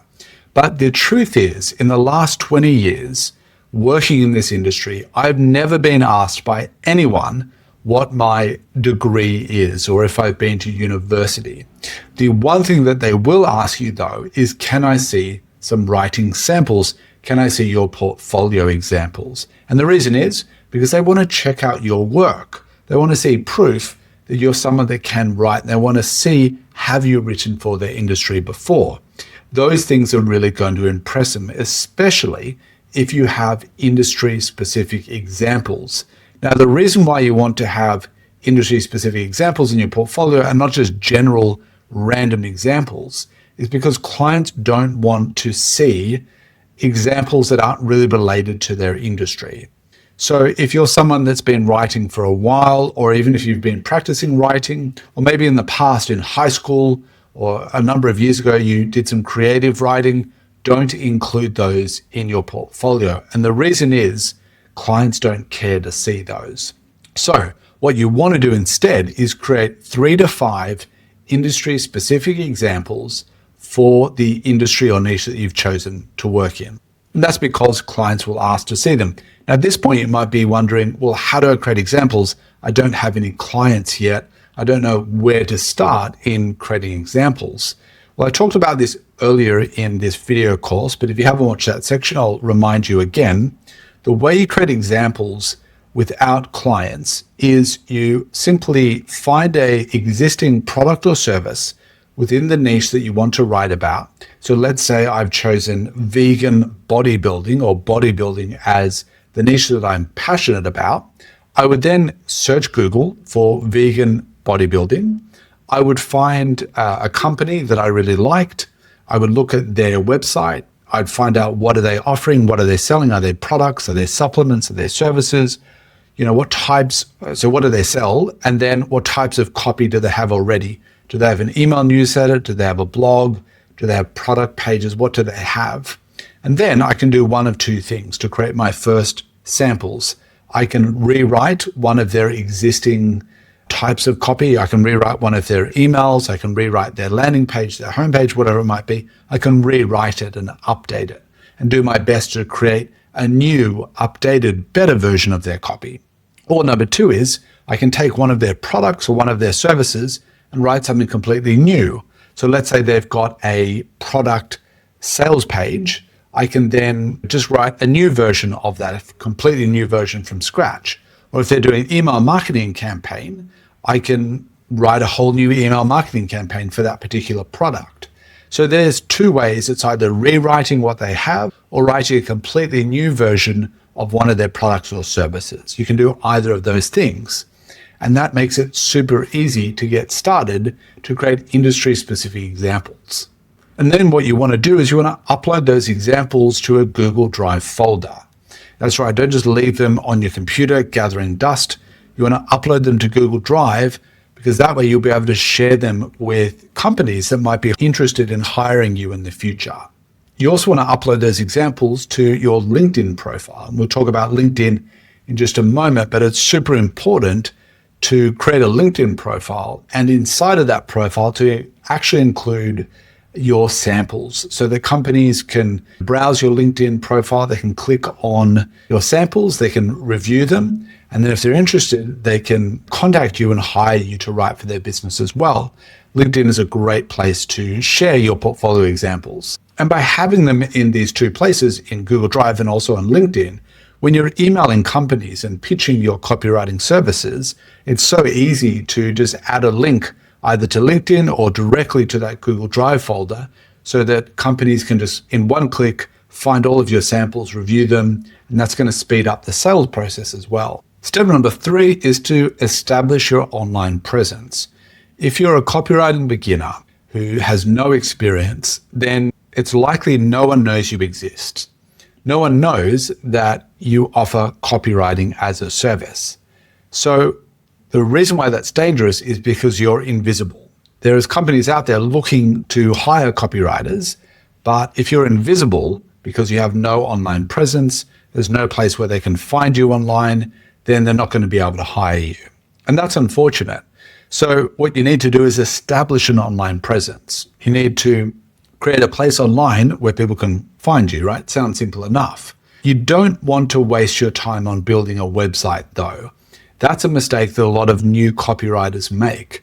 They make the mistake of spending months designing their own website, of thinking of the name, of coming up with the perfect logo, for, worrying about the design, of choosing lots of different types of design, of, writing the website. They spend months, and potentially if they're hiring a web design firm or agency, they might spend a few hundred or a few $1,000s on building a website. Or even worse, like I said, spending months trying to build the website themselves when they could have avoided all of that wasted time. The reason why you don't want to bother with the website in the very beginning is because it just takes so long, right? Instead of spending time on that, you could be out there networking, promoting your copywriting services. And the way to have your own place, like your own online presence, is to just start with LinkedIn. LinkedIn is more than enough. A LinkedIn profile is what you need in the beginning. Why? Because number one, it's super easy to set up, right? You literally just upload your profile photo, you fill out some of the sections on the profile, like your about section, your featured section, other sections, and then literally within 30 minutes to an hour, maybe a little bit longer, you can have your LinkedIn profile optimized and positioning you as the go-to writer within your particular niche. And another reason why you want to consider LinkedIn in the beginning is because millions of businesses are already actively on LinkedIn every single day. And so for that reason, they can discover your profile, especially if you optimize your profile with keywords that your potential clients are already searching for. Like they might be typing in the search bar on LinkedIn, freelance copywriter, content writer, blog writer, email copywriter, or email marketing, things of that nature. If you optimize your profile so that you're including words like those keywords in your about section, in your headline, in your services or skills section on your profile, then that's going to allow you to be discovered by these potential hires, right? By these companies. You can't do that with your website. If you build a website today, it's probably not going to rank on Google. So even if people are searching Google for copywriters like you, they won't find you. So the second benefit to being on LinkedIn is you're tapping into an active marketplace where people are actively looking for your services. And it's free. It's completely free to set up. You don't need Sales Navigator. A lot of people think you do. You don't need Sales Navigator. You don't need to pay for LinkedIn in the beginning. You can use it to establish your profile and then start networking with other businesses on LinkedIn as well. You can position yourself as a niche copywriter. So in the headline, in the title, and I'll share some examples in a moment, you can say freelance copywriter, the health and wellness businesses, freelance copywriter for coaches and consultants. You can position yourself as the go-to writer in your niche, and that's going to stand out and impress companies within that niche. You can literally upload examples of your portfolio, share it on LinkedIn, and you can add those keywords like I mentioned. Here's an example of a LinkedIn profile from one of my coaching students. This is Taylor. And Taylor has positioned herself, as you can see here, as a holistic health copywriter. So if you're a holistic health brand, maybe a supplement company or someone selling health-related products, and you're looking for a copywriter and you type in freelance copywriter or health writer, then you might find Taylor's profile on LinkedIn. You're going to look at this and first be impressed by her banner, which says exactly what she does, who she is. She's Taylor, and what she does, she offers copywriting and these different types of copywriting services. We've then got her headline here, which is under her name, and that again positions her as a copywriter in the niche. We've got a lovely smiling photo of her, which makes a great first impression. You want to be smiling in your profile photo if you can. You want your face to be clear so people can see you. And this is just a quick example of how you can optimize your own LinkedIn profile to get more people to notice you and contact you.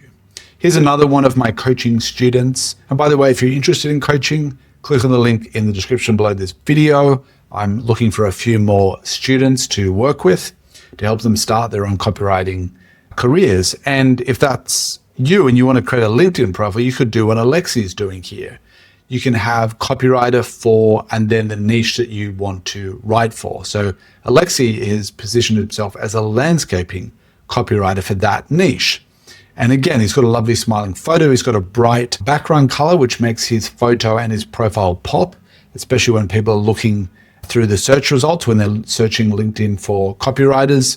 I love the background image because it's got what looks like a writer's desk. It's got some plants and leaves on there as well, which is kind of on brand for his landscaping copywriting. And then he's got the keywords like freelance copywriter, which is what people will search for. And then he's got the landscaping industry, which is his niche that he's working in. And then he's got other elements here that are all working together to position him as a go-to writer for his niche and make him discoverable to clients. I think it would be useful to show you some examples of LinkedIn profiles that follow the best practices on how you can stand out on LinkedIn. As you might know, there's literally millions of business owners and professionals on LinkedIn, and there's a percentage of those who are actually looking for freelance copywriters. So what you want to do is optimize your LinkedIn profile so that when someone types in this search bar here, freelance copywriter, freelance content writer, any type of writing related jobs related to copywriting, we want to make sure that your profile gets shown in LinkedIn search engine and that you're positioned to stand out in the marketplace.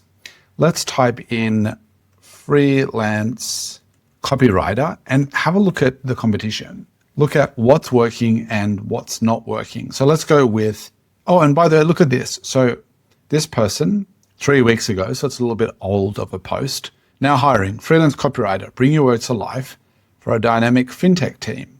And there's a potential job, right? And you can actually search for jobs. That's a different discussion. Right now, we're just looking at the competition, looking at how to optimize your profile.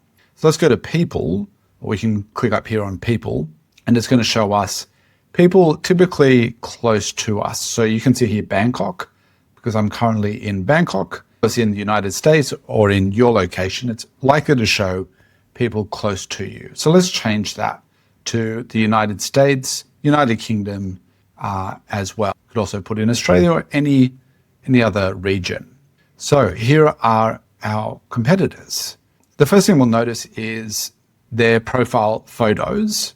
I would say most people on average have not very good profile photos. Like this one here of Damien. Why is it black and white? It's not the 1950s. We have color. Use color. Same with Adam. Why is it black and white? It doesn't stand out. It just kind of blends into nothingness. Helen is a bit better. We've got a smiling photo of Helen. Let's see if I can just zoom in here. See these a little better. So we've got Helen, which is like a smiling photo. Good. But the other ones, like Jenny, I can't see her face, or Adam can't really see his face very much with the hat on. Marco's a little bit better. We can see his face, he's smiling. Melissa even better because her face is closer in frame and she's brightly lit. Although Marco's is quite good as well. Josh is a bit better.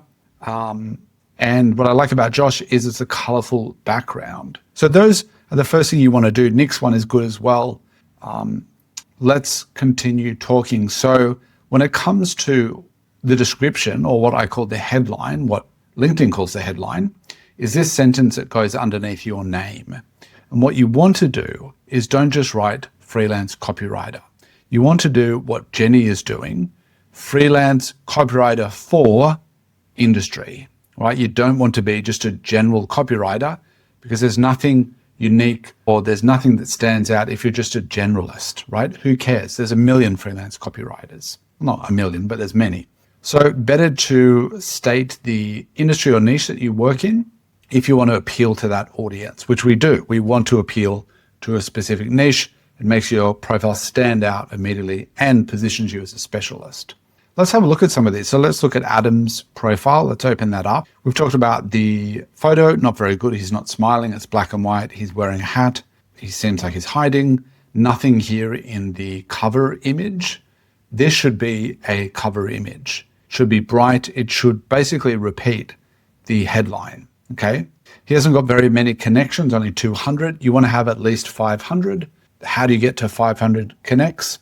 You spend time every single day jumping on LinkedIn, even for just 10 minutes, 20 minutes, 30 minutes, and just adding people within your industry. So if I'm working in the medical industry, I want to be searching LinkedIn up here for people in the medical industry within my region, within my country, within the world. That doesn't matter. I want to be adding as many people as I can per day. LinkedIn will limit to 100 new connections per week. So just stay within that and you'll be fine. Most people are not adding that many. So he needs to have a background. He doesn't have. He needs to have a better photo. I do like that he's got a descriptive headline, which is good. He could definitely have more connects. We have a few mutual connections, which is good. This is too brief, right? If you've got the opportunity to write, I think up to 3,000 characters, looks like he's written maybe 200 characters. If you're a writer, show that you're a writer by writing. Crazy, I know it sounds. Show your writing, like the quality of your writing in your own about section where you can sell yourself. If you can't sell yourself, then how are you going to sell someone else, like someone else's brand or company or products or services? So let's read this. As a seasoned freelance senior copywriter with over 22 years of experience, that's good. He's positioning himself with lots of experience. I specialize in creating engaging and effective marketing copy for various industries. Why not mention the industries or how many industries or a specific industry that he wants to work in? That's a missed opportunity. I have a proven track record of delivering high quality content that resonates and drives sales. Okay, tell us, what sales have you driven? What are the specific case studies or conversion rates or numbers? Why not include it? Now, if you're a beginner watching this, you think, I don't have any experience in the industry. How am I going to stand out? That's fine. You don't say these things if they're not true. What you would do is leverage past experiences, maybe in former jobs or hobbies or your professional life that is somewhat related to copywriting, okay? So let's say I worked in a sales job, which I did before I became a copywriter. Through my sales conversations, I was able to drive a particular amount of revenue for that business as a salesperson, right? And I worked in the personal development industry. I worked in the professional development industries, selling training programs and courses, and I quantified my sales results. So I can list that as a part of my professional experience. Yes, it's not directly, I wrote this and it generated this amount of money or conversions, but I can leverage that past experience, coupling it into my bio to say, in my career, I have helped companies or I've helped a personal development company generate $100,000 in sales revenue, right? Through my sales techniques. That's true, right? I can say that. And as you grow and get more experience in copywriting results for your clients, you can then add that and update your bio. So just because you're a beginner, just because you feel like you don't have any experience in copywriting, doesn't mean you haven't had a career in other industries and other roles. You can take some of the results that you've helped companies generate, and there's lots of ways to do that, but you can add that into your bio, right? So it goes on. We won't go into that into too much more detail. He's got his experience here, which is a good idea. It looks like he's worked at various companies as a junior and senior copywriter. But what he's missing here is the featured section. So LinkedIn will allow you to add a featured section, and in that section you can add your portfolio examples.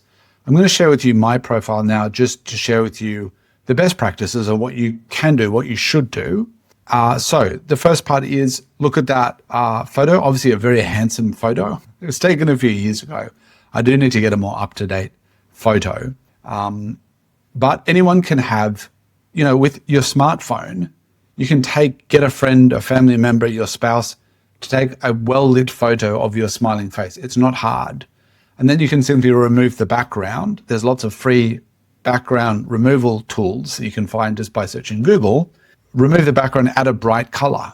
Bang, you're already standing out amongst the sea of just boring, unfocused, crappy photos with that one simple technique. Then add your name and what you do and which industry you work to your banner. This was a Canva template. Canva's free. Anyone can do this. You don't need to be a graphic designer. You could add your photo again, but you don't really need to. It's probably overkill because they can already see my face here. But, it looks a little bit more professional than nothing, right? Unfortunately, so many people have got nothing. They've made no effort, and yet they want companies to believe that they will make an effort for them. If you can't do it for yourself, if you can't sell yourself, how will you sell someone else's business or brand? It starts with you. Be your own client first. Spend time updating your profile, making it look great. And then companies will believe through your own, profile that you can do that for them too. So it's quite simple. It's quite easy. Use Canva to create a banner, add a smiling photo of yourself where you're actually looking at the camera, you're not looking down or depressed or away. Just so simple, so basic, and yet so many people just don't do it. The competition is lazy and the competition is incompetent. If you spend just a little bit more effort than everyone else, you will win. People think copywriting is competitive. Yes, it's competitive, but the competition are asleep at the wheel. If you come in with a professional photo, with a professional cover image, with a completed LinkedIn profile, you're already in the top 5% of copywriters. Congratulations. The competition is asleep at the wheel. Just come in and do a little bit more than the next person, you will win. Okay? Trust me, I study the competition all the time, I know. So here I've got my headline.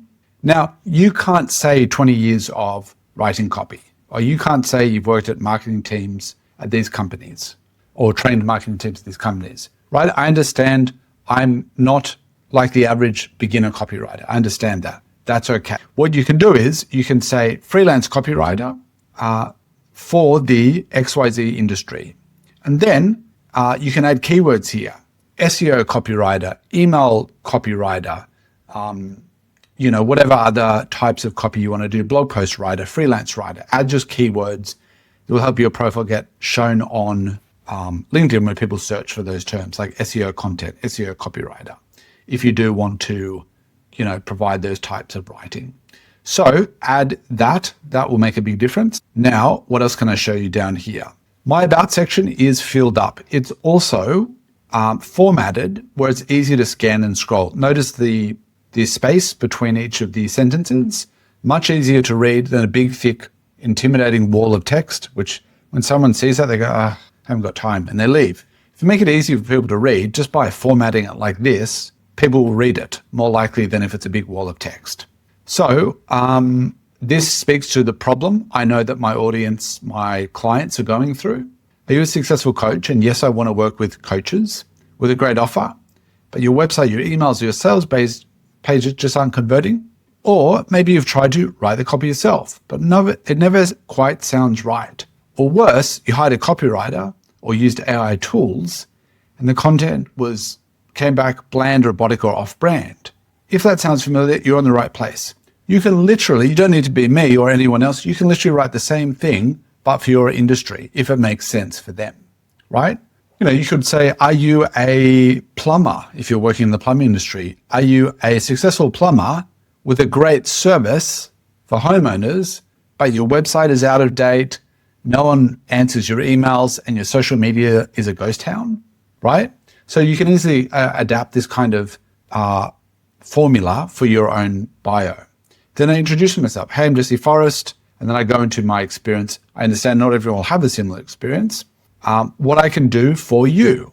So what you want to do in your LinkedIn bio is introduce yourself. This is who I am. This is who I help. These are my experiences. And this is what I can do for you. That's kind of the format I would follow. And then I end with a call to action. Book a free strategy session with me. And I've got a link to my online calendar. Anyone can set up an online calendar, or send me an email. My skills are this. There's more, but you get the gist. My services, anyone can add, like anyone watching this as a copywriter, you can add your services here. You can add your skills. This is the featured section I was talking about. I've got my discovery call and I've got a link to a testimonial. What you would have is portfolio examples. I've got other videos where I teach you how to create your own portfolio examples on my YouTube channel. But once you've created your portfolio examples, you want to link them to your LinkedIn profile. So you want to upload those documents and link them here in the featured section. And then I would use Canva to design a pretty image where people can click on it. It says like portfolio example for landscaping, or it might say email campaign for whatever industry that you wrote for. They click on it, it then opens up, and they can then review your portfolio examples right there on the LinkedIn profile. You don't need to set up a website to show you portfolio examples. You can literally do it inside of LinkedIn. Now, I have a whole bunch of posts as a content creator, which I obviously am. I've created posts. Now, admittedly, I haven't updated this in a while. As a copywriter, you don't need to create any posts, right? And that's going to be a relief for some people. You don't have to create posts. What you should be doing is commenting on other people's posts within your industry. So if you're targeting coaches like I am, or course creators or experts, you want to leave thoughtful comments on their posts, right? Now, I'm going to share what some of those look like. Okay, so Gideon. Gideon is a coach within my niche, someone that I've met in the past. So look at the comment, which had 56 impressions, meaning lots of Gideon's audience also saw my comment. Great to see you here, Gideon. You're the second person that's recommended Show Your Work to me. He was talking about a book called Show Your Work. The universe is telling me something. I'll go grab a copy.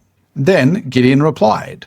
So without jumping into his DMs, we're now having a conversation and he's going to remember who I am. So he replied a few times and then I replied. We had a little conversation. Same here in this thread with Andrew. Andrew made a post. I liked his post. I commented on the post in a thoughtful way that shows I've actually read your post and here's my thoughts. And then this person, Margie, replied. So Margie saw it. In fact, 111 people saw my comment, and you get the idea. So I'm doing that with influencers, with people in LinkedIn who are inside of my network, who are people I want to network with. And if you spend 10 minutes, 20 minutes per day, or a few times a week, just in LinkedIn, adding people every day who are your ideal clients, and then commenting on some of their posts where it makes sense to do so, you will attract ideal clients to your profile, and they'll check you out, and they might slide into your DMs where you can then have a sales conversation and help them with their copywriting or content writing needs. So that's very briefly how to use LinkedIn as a strategy for updating your profile, but also attracting ideal clients to you. So how do you price and package your copywriting services so that you can offer them to businesses? You want to think about focusing on selling more than just one thing. Don't just offer to update someone's homepage or, write one email. Why? Because you'll make a lot more money if you bundle your services into a package. So instead of saying, I'll write one email, or if a company reaches out to you, they say, we need you to write one email. You want to offer to write a series of emails. So you might ask them a few questions and find out, they want to do an email marketing campaign. Well, let me write all of the emails in that campaign, or write 5 emails or 10 emails. You'll make a lot more money bundling your services into a package with some kind of outcome. For example, instead of selling one blog post article, you might offer to write a series of blog posts that are all optimized for SEO and therefore can help that client rank in Google. You can also inform them that, hey, if I write you 6 or 7 blog posts, you're much more likely to rank in Google with that amount of content than just one single blog post. So one way to think about it is when clients come to you and they say, I want you to write one thing, you want to ask a few more questions and, if possible, put together a bundle of services. For example, if someone is launching a new website and they say, look, we just want a homepage content or copy, you could say to them, what about your about page? What about your products and services pages? What about these other pages? I can write all of those and, let's say, 1 to 3 blog posts so your blog looks active and up to date, and there's something for visitors to see when they arrive on your new website. So now you've gone from potentially only earning money for writing a homepage to now, maximizing what you can earn on that project. Keep that in mind. And as you get more experience as a copywriter, consider offering set packages, right? So when someone goes to your LinkedIn profile, or when you do have a website, you might think about offering a blog post writing package, which might be anywhere from 3 to 7 blog post articles. You might have a website refresh package where someone wants to update their website. You could offer between 3 and 10 pages of website copy and then have a price for that, and so on. So think about bundling your services into packages so you can make more money. And as those examples show, you could have 10 emails, you could have 5 web pages. It really is up to you. You can also offer a retainer service. So what is a retainer service? That's where for a set amount of money every week or every month, you will deliver a set number of things, right? So it might be, I'll write 4 blog posts for you every month for X amount of dollars. Or I will write and schedule 1 email for your email newsletter every single week for $2,000 a month, whatever it might be. These are where you offer ongoing services that your client needs that solves one of their problems. Maybe they're not getting any traffic from Google. Well, you can solve that by writing all of their blog posts and making sure they're SEO optimized. Maybe their email newsletter is a bit dead because they haven't sent anything in over a year to their very large email list. Well, what you can do is offer to write not just 1 email one time, but to keep their newsletter up to date and their readers engaged with weekly or even daily emails. I know email copywriters out there that offer that very service and are getting, up to $3,000 per month. So think about, what are the ongoing content needs of a business that I can help solve by providing that service to them? And then you can provide it to that particular niche that you've chosen to write for. And it's as simple as thinking, I will write X number of copy types. So I'll write 10 emails per month for X amount of dollars, for $3,000 per month. And that's how you put together a package, an ongoing retainer package. And the benefit of doing a ongoing retainer service is that you get predictable, reoccurring income. So every month you've got that money coming in. You don't always have to go hunting around for new clients because you've got some retainer clients, right? And the more retainer clients you get, the more valuable your business becomes. And so, you definitely want to think about, okay, maybe in the beginning I will do one-time projects, and when they come up, I will fulfill one-time projects. But my real bread and butter, the real money to be made long-term, is by putting together and then offering retainer services. So one thing to keep in mind is that new clients might be hesitant to agree to a retainer contract or a retainer service if you've never worked with them before. So often the best time to offer a retainer service is after you've delivered a one-time project to that client first. That way you've built trust, you've delivered some great quality writing to them already, maybe they've even gotten results, and from that, you can then offer an ongoing retainer service. And if they like you, if they really liked working with you, if they got results, if they made money from your copy, then why wouldn't they want to keep working with you? It just makes sense. You can say to them, hey, if you want to continue working with me and make sure that I'm always available to write for you, because I know you have a lot of content needs, why don't we talk about an ongoing service where that I'll always schedule you in my calendar every month to write for you. And that way, as I get busier, I'll always be available to you and for you. So think about how can I put together retainer services? You'll make more money that way. Here's an example of one of the ongoing content writing services that I offered in my agency. And this is where for $1,020 USD per month, my team would write up to 4,000 words of copy or content for a business. So they could lock in for that price, $1,000. They could get up to 4,000 words of anything written within reason. So we could, write their blogs, we could write their emails, we could write their website copy, whatever it might be, their content writing needs. We would provide up to 4,000 words every single month. So that's more of an ambiguous service because literally we would write whatever they need.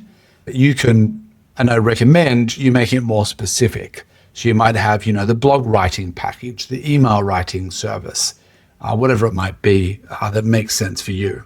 I want to show you another freelance copywriter's website. This is radiantcopywriting.com. And the reason I'm sharing this with you is to show you the different packages. So it says from startup to scale, these are the best content and copywriting packages in 2025. So she talks about offering website copywriting, email copywriting, newsletter, and sales copy that works, it sells, right? She's offering these other things, like these are included with the package, things like strategic content, research, results-focused, timely turnaround.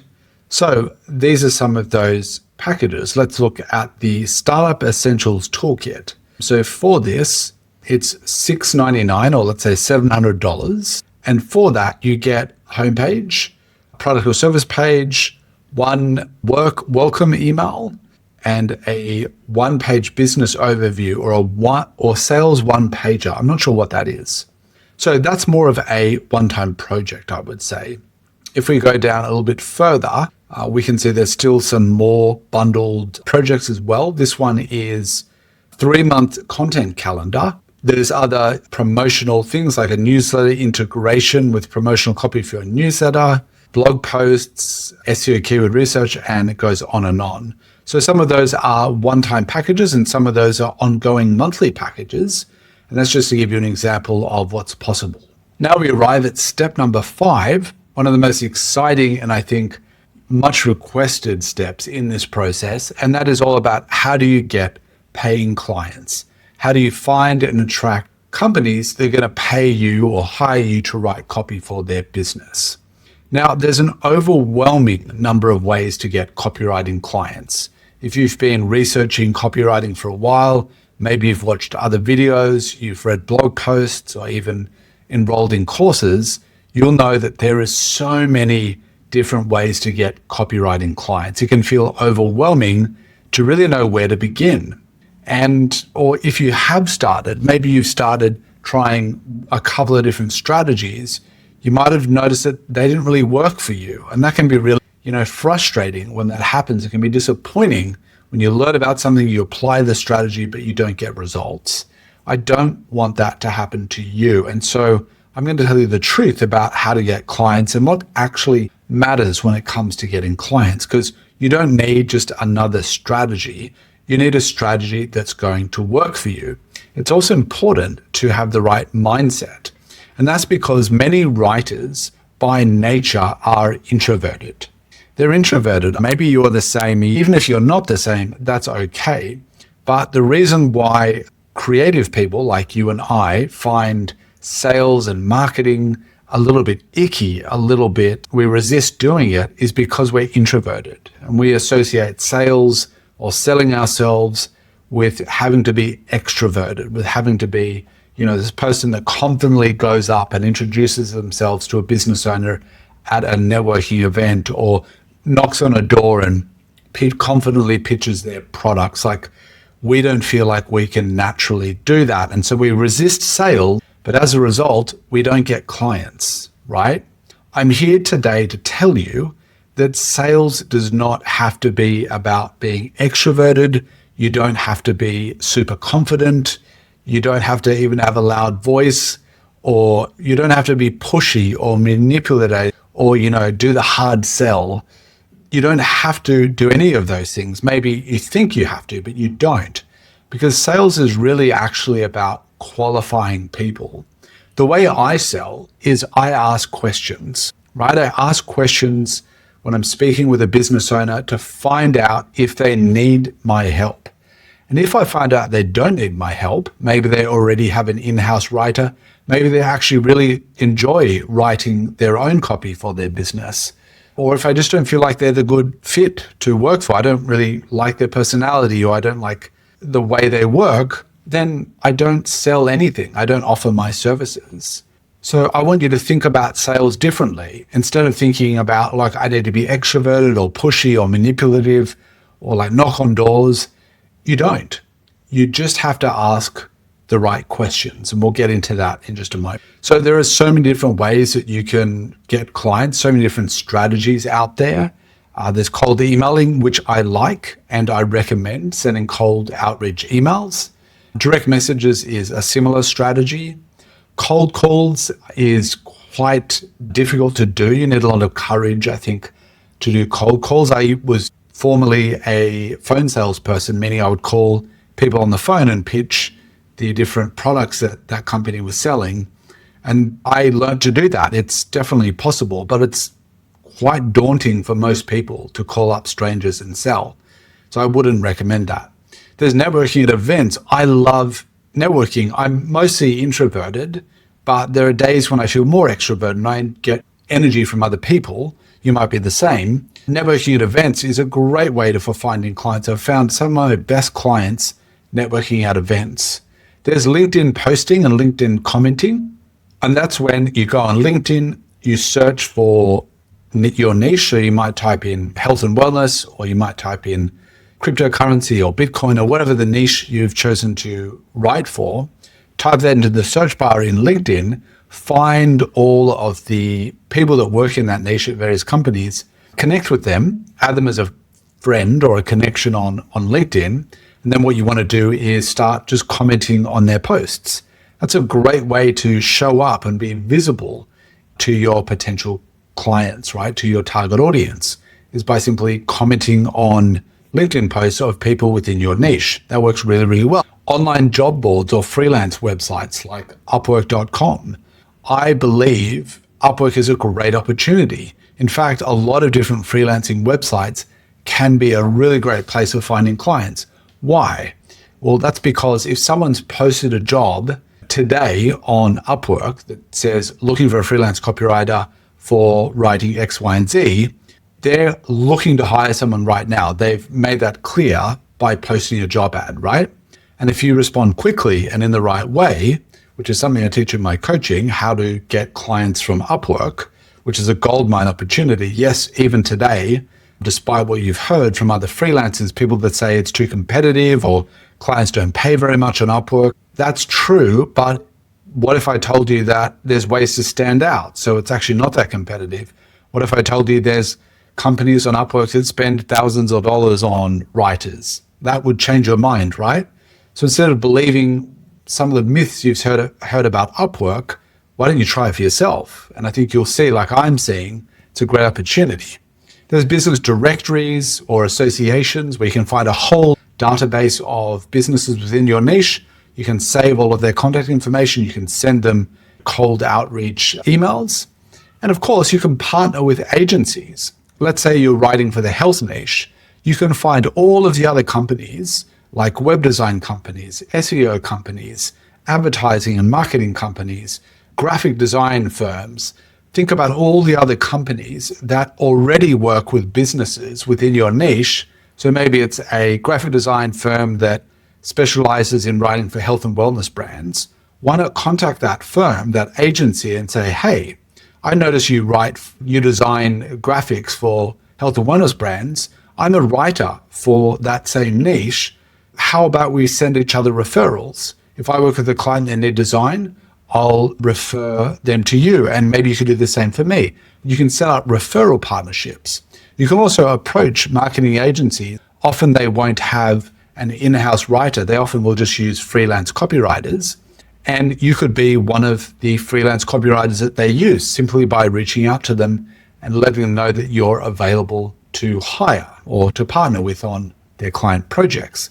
So as you can see, there's so many different strategies out there. If you're just getting started, the first strategy I would recommend that's not on this list is to actually contact people within your existing network. What do I mean by that? Think of your friends, your colleagues, your old employees or boss, maybe friends that you know are in business, or maybe they work in marketing or advertising, or they're entrepreneurs.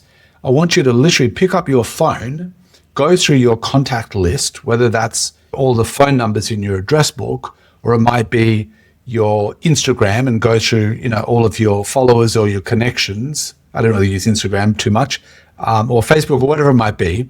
Where are most of your contacts? Go through them.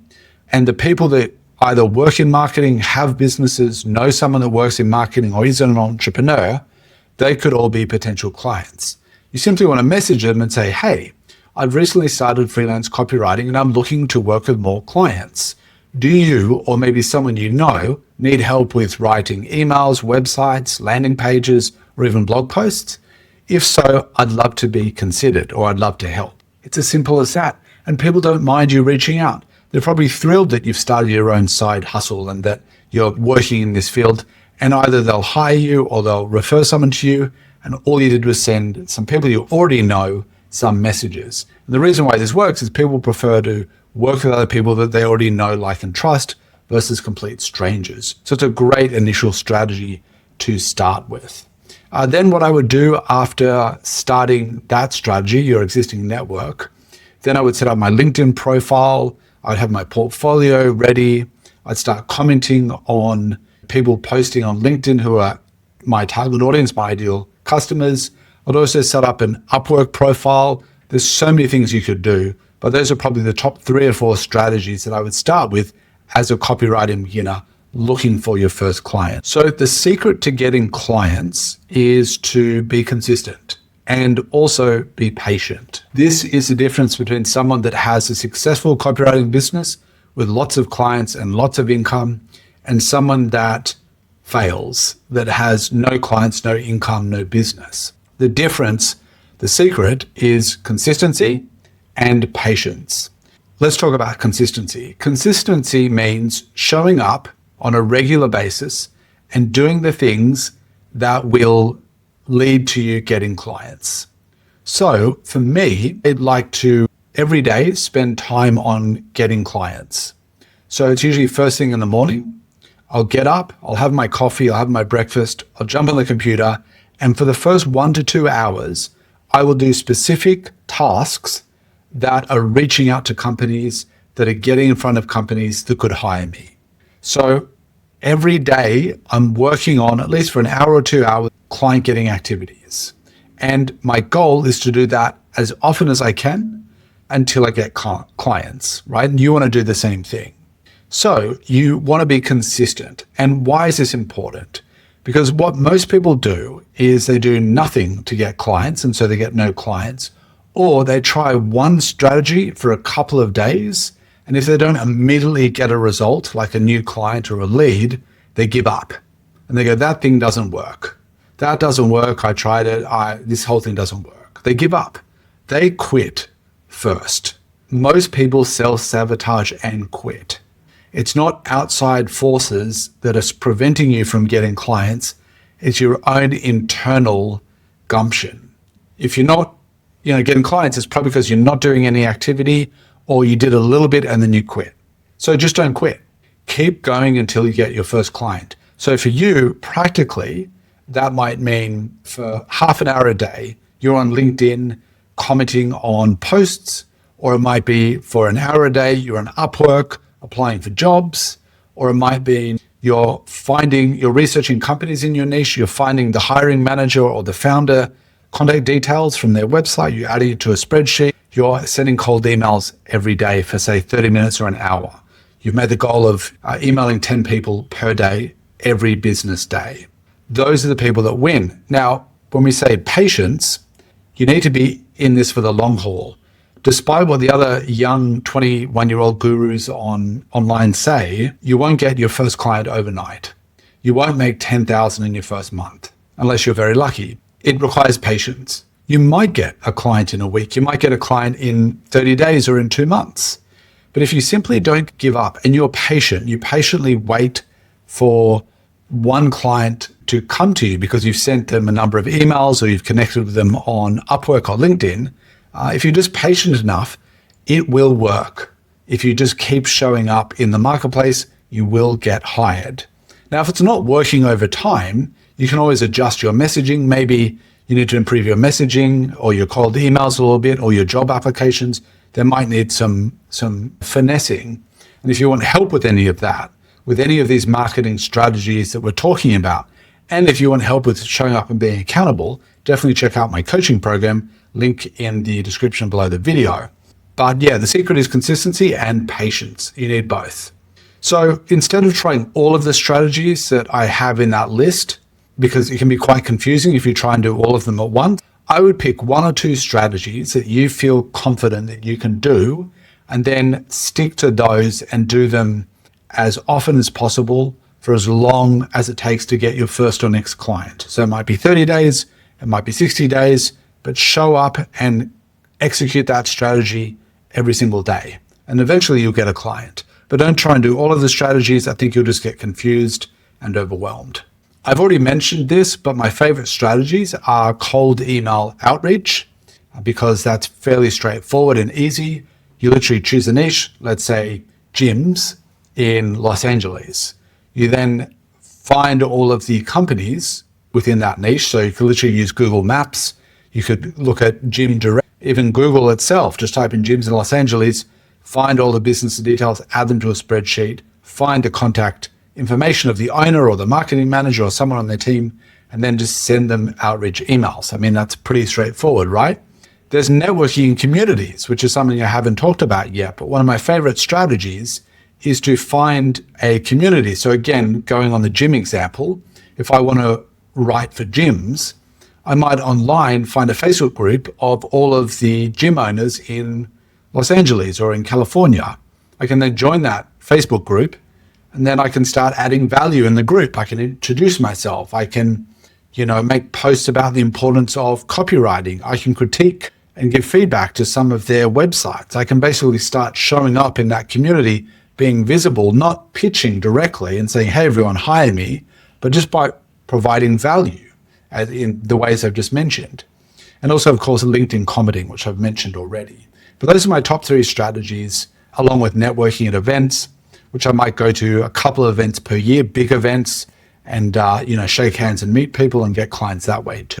Now let's talk about the final step in this process, which is step number 6, manage client projects. Now, this is obviously a really important part of copywriting, and that's because getting a client to pay you money to write for their business is only half the battle.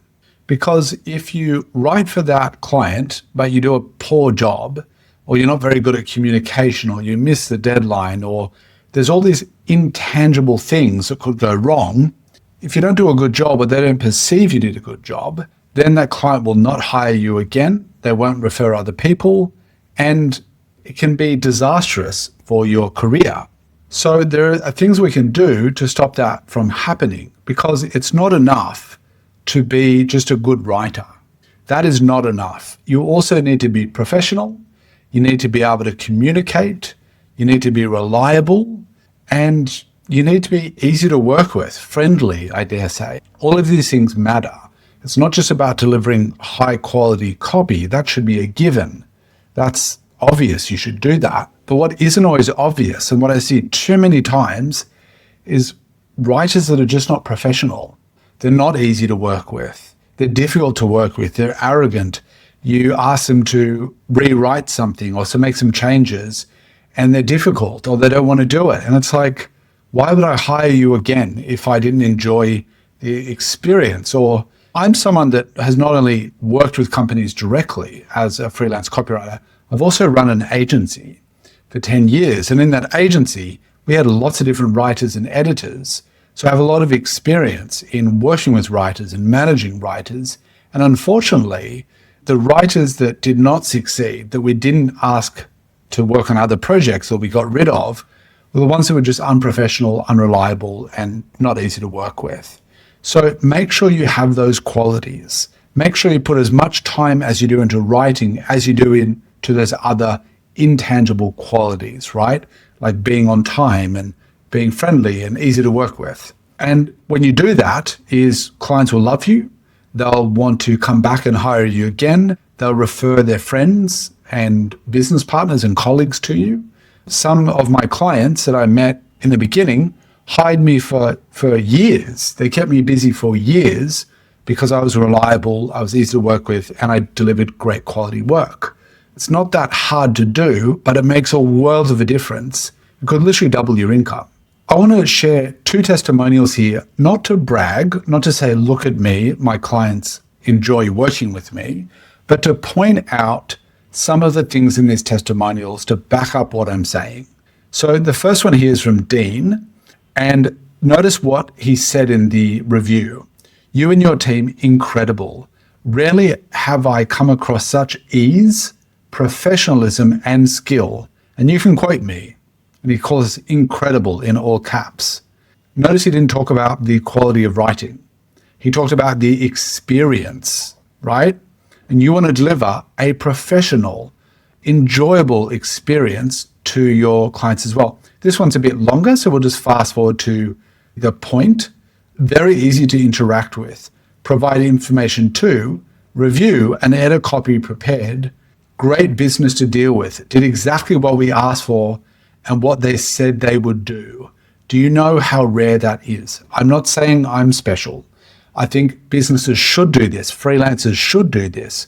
If you say you're going to do something, do it. If you say you're going to rewrite the copy, rewrite it. If you say you'll meet the deadline, don't be a day late. If you say I'll respond within a few hours, Monday to Friday, respond within a few hours. Like, it's not hard, but so few writers act professional and then wonder why clients aren't calling them back.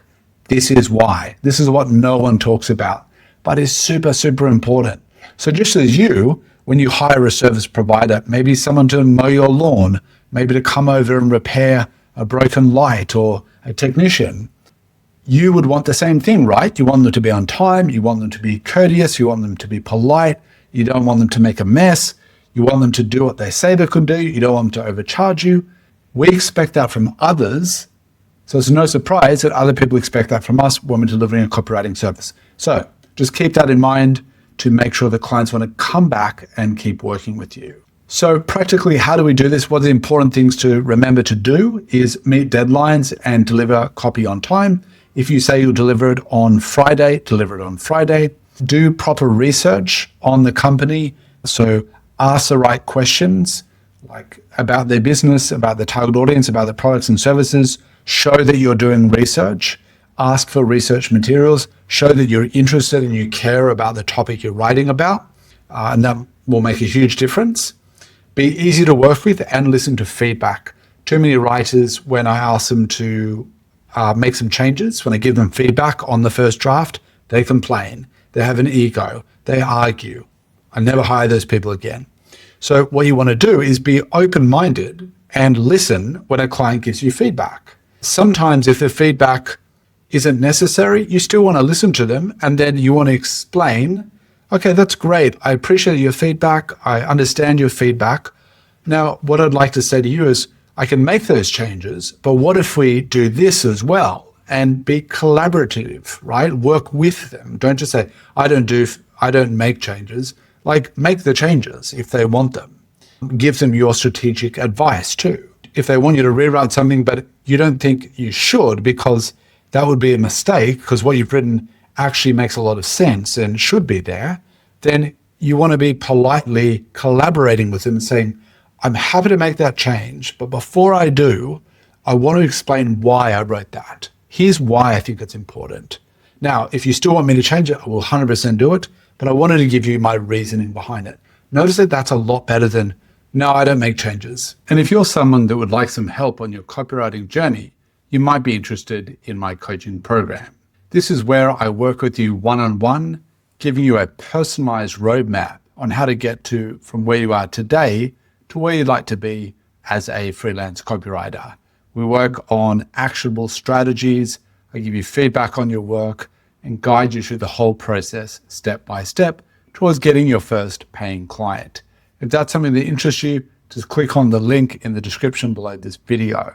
And thank you so much for watching this video. I hope you've enjoyed watching it. And if you did, leave a comment below, smash that like button, and maybe share it with someone else. Thanks again for watching, and I'll see you in the next video.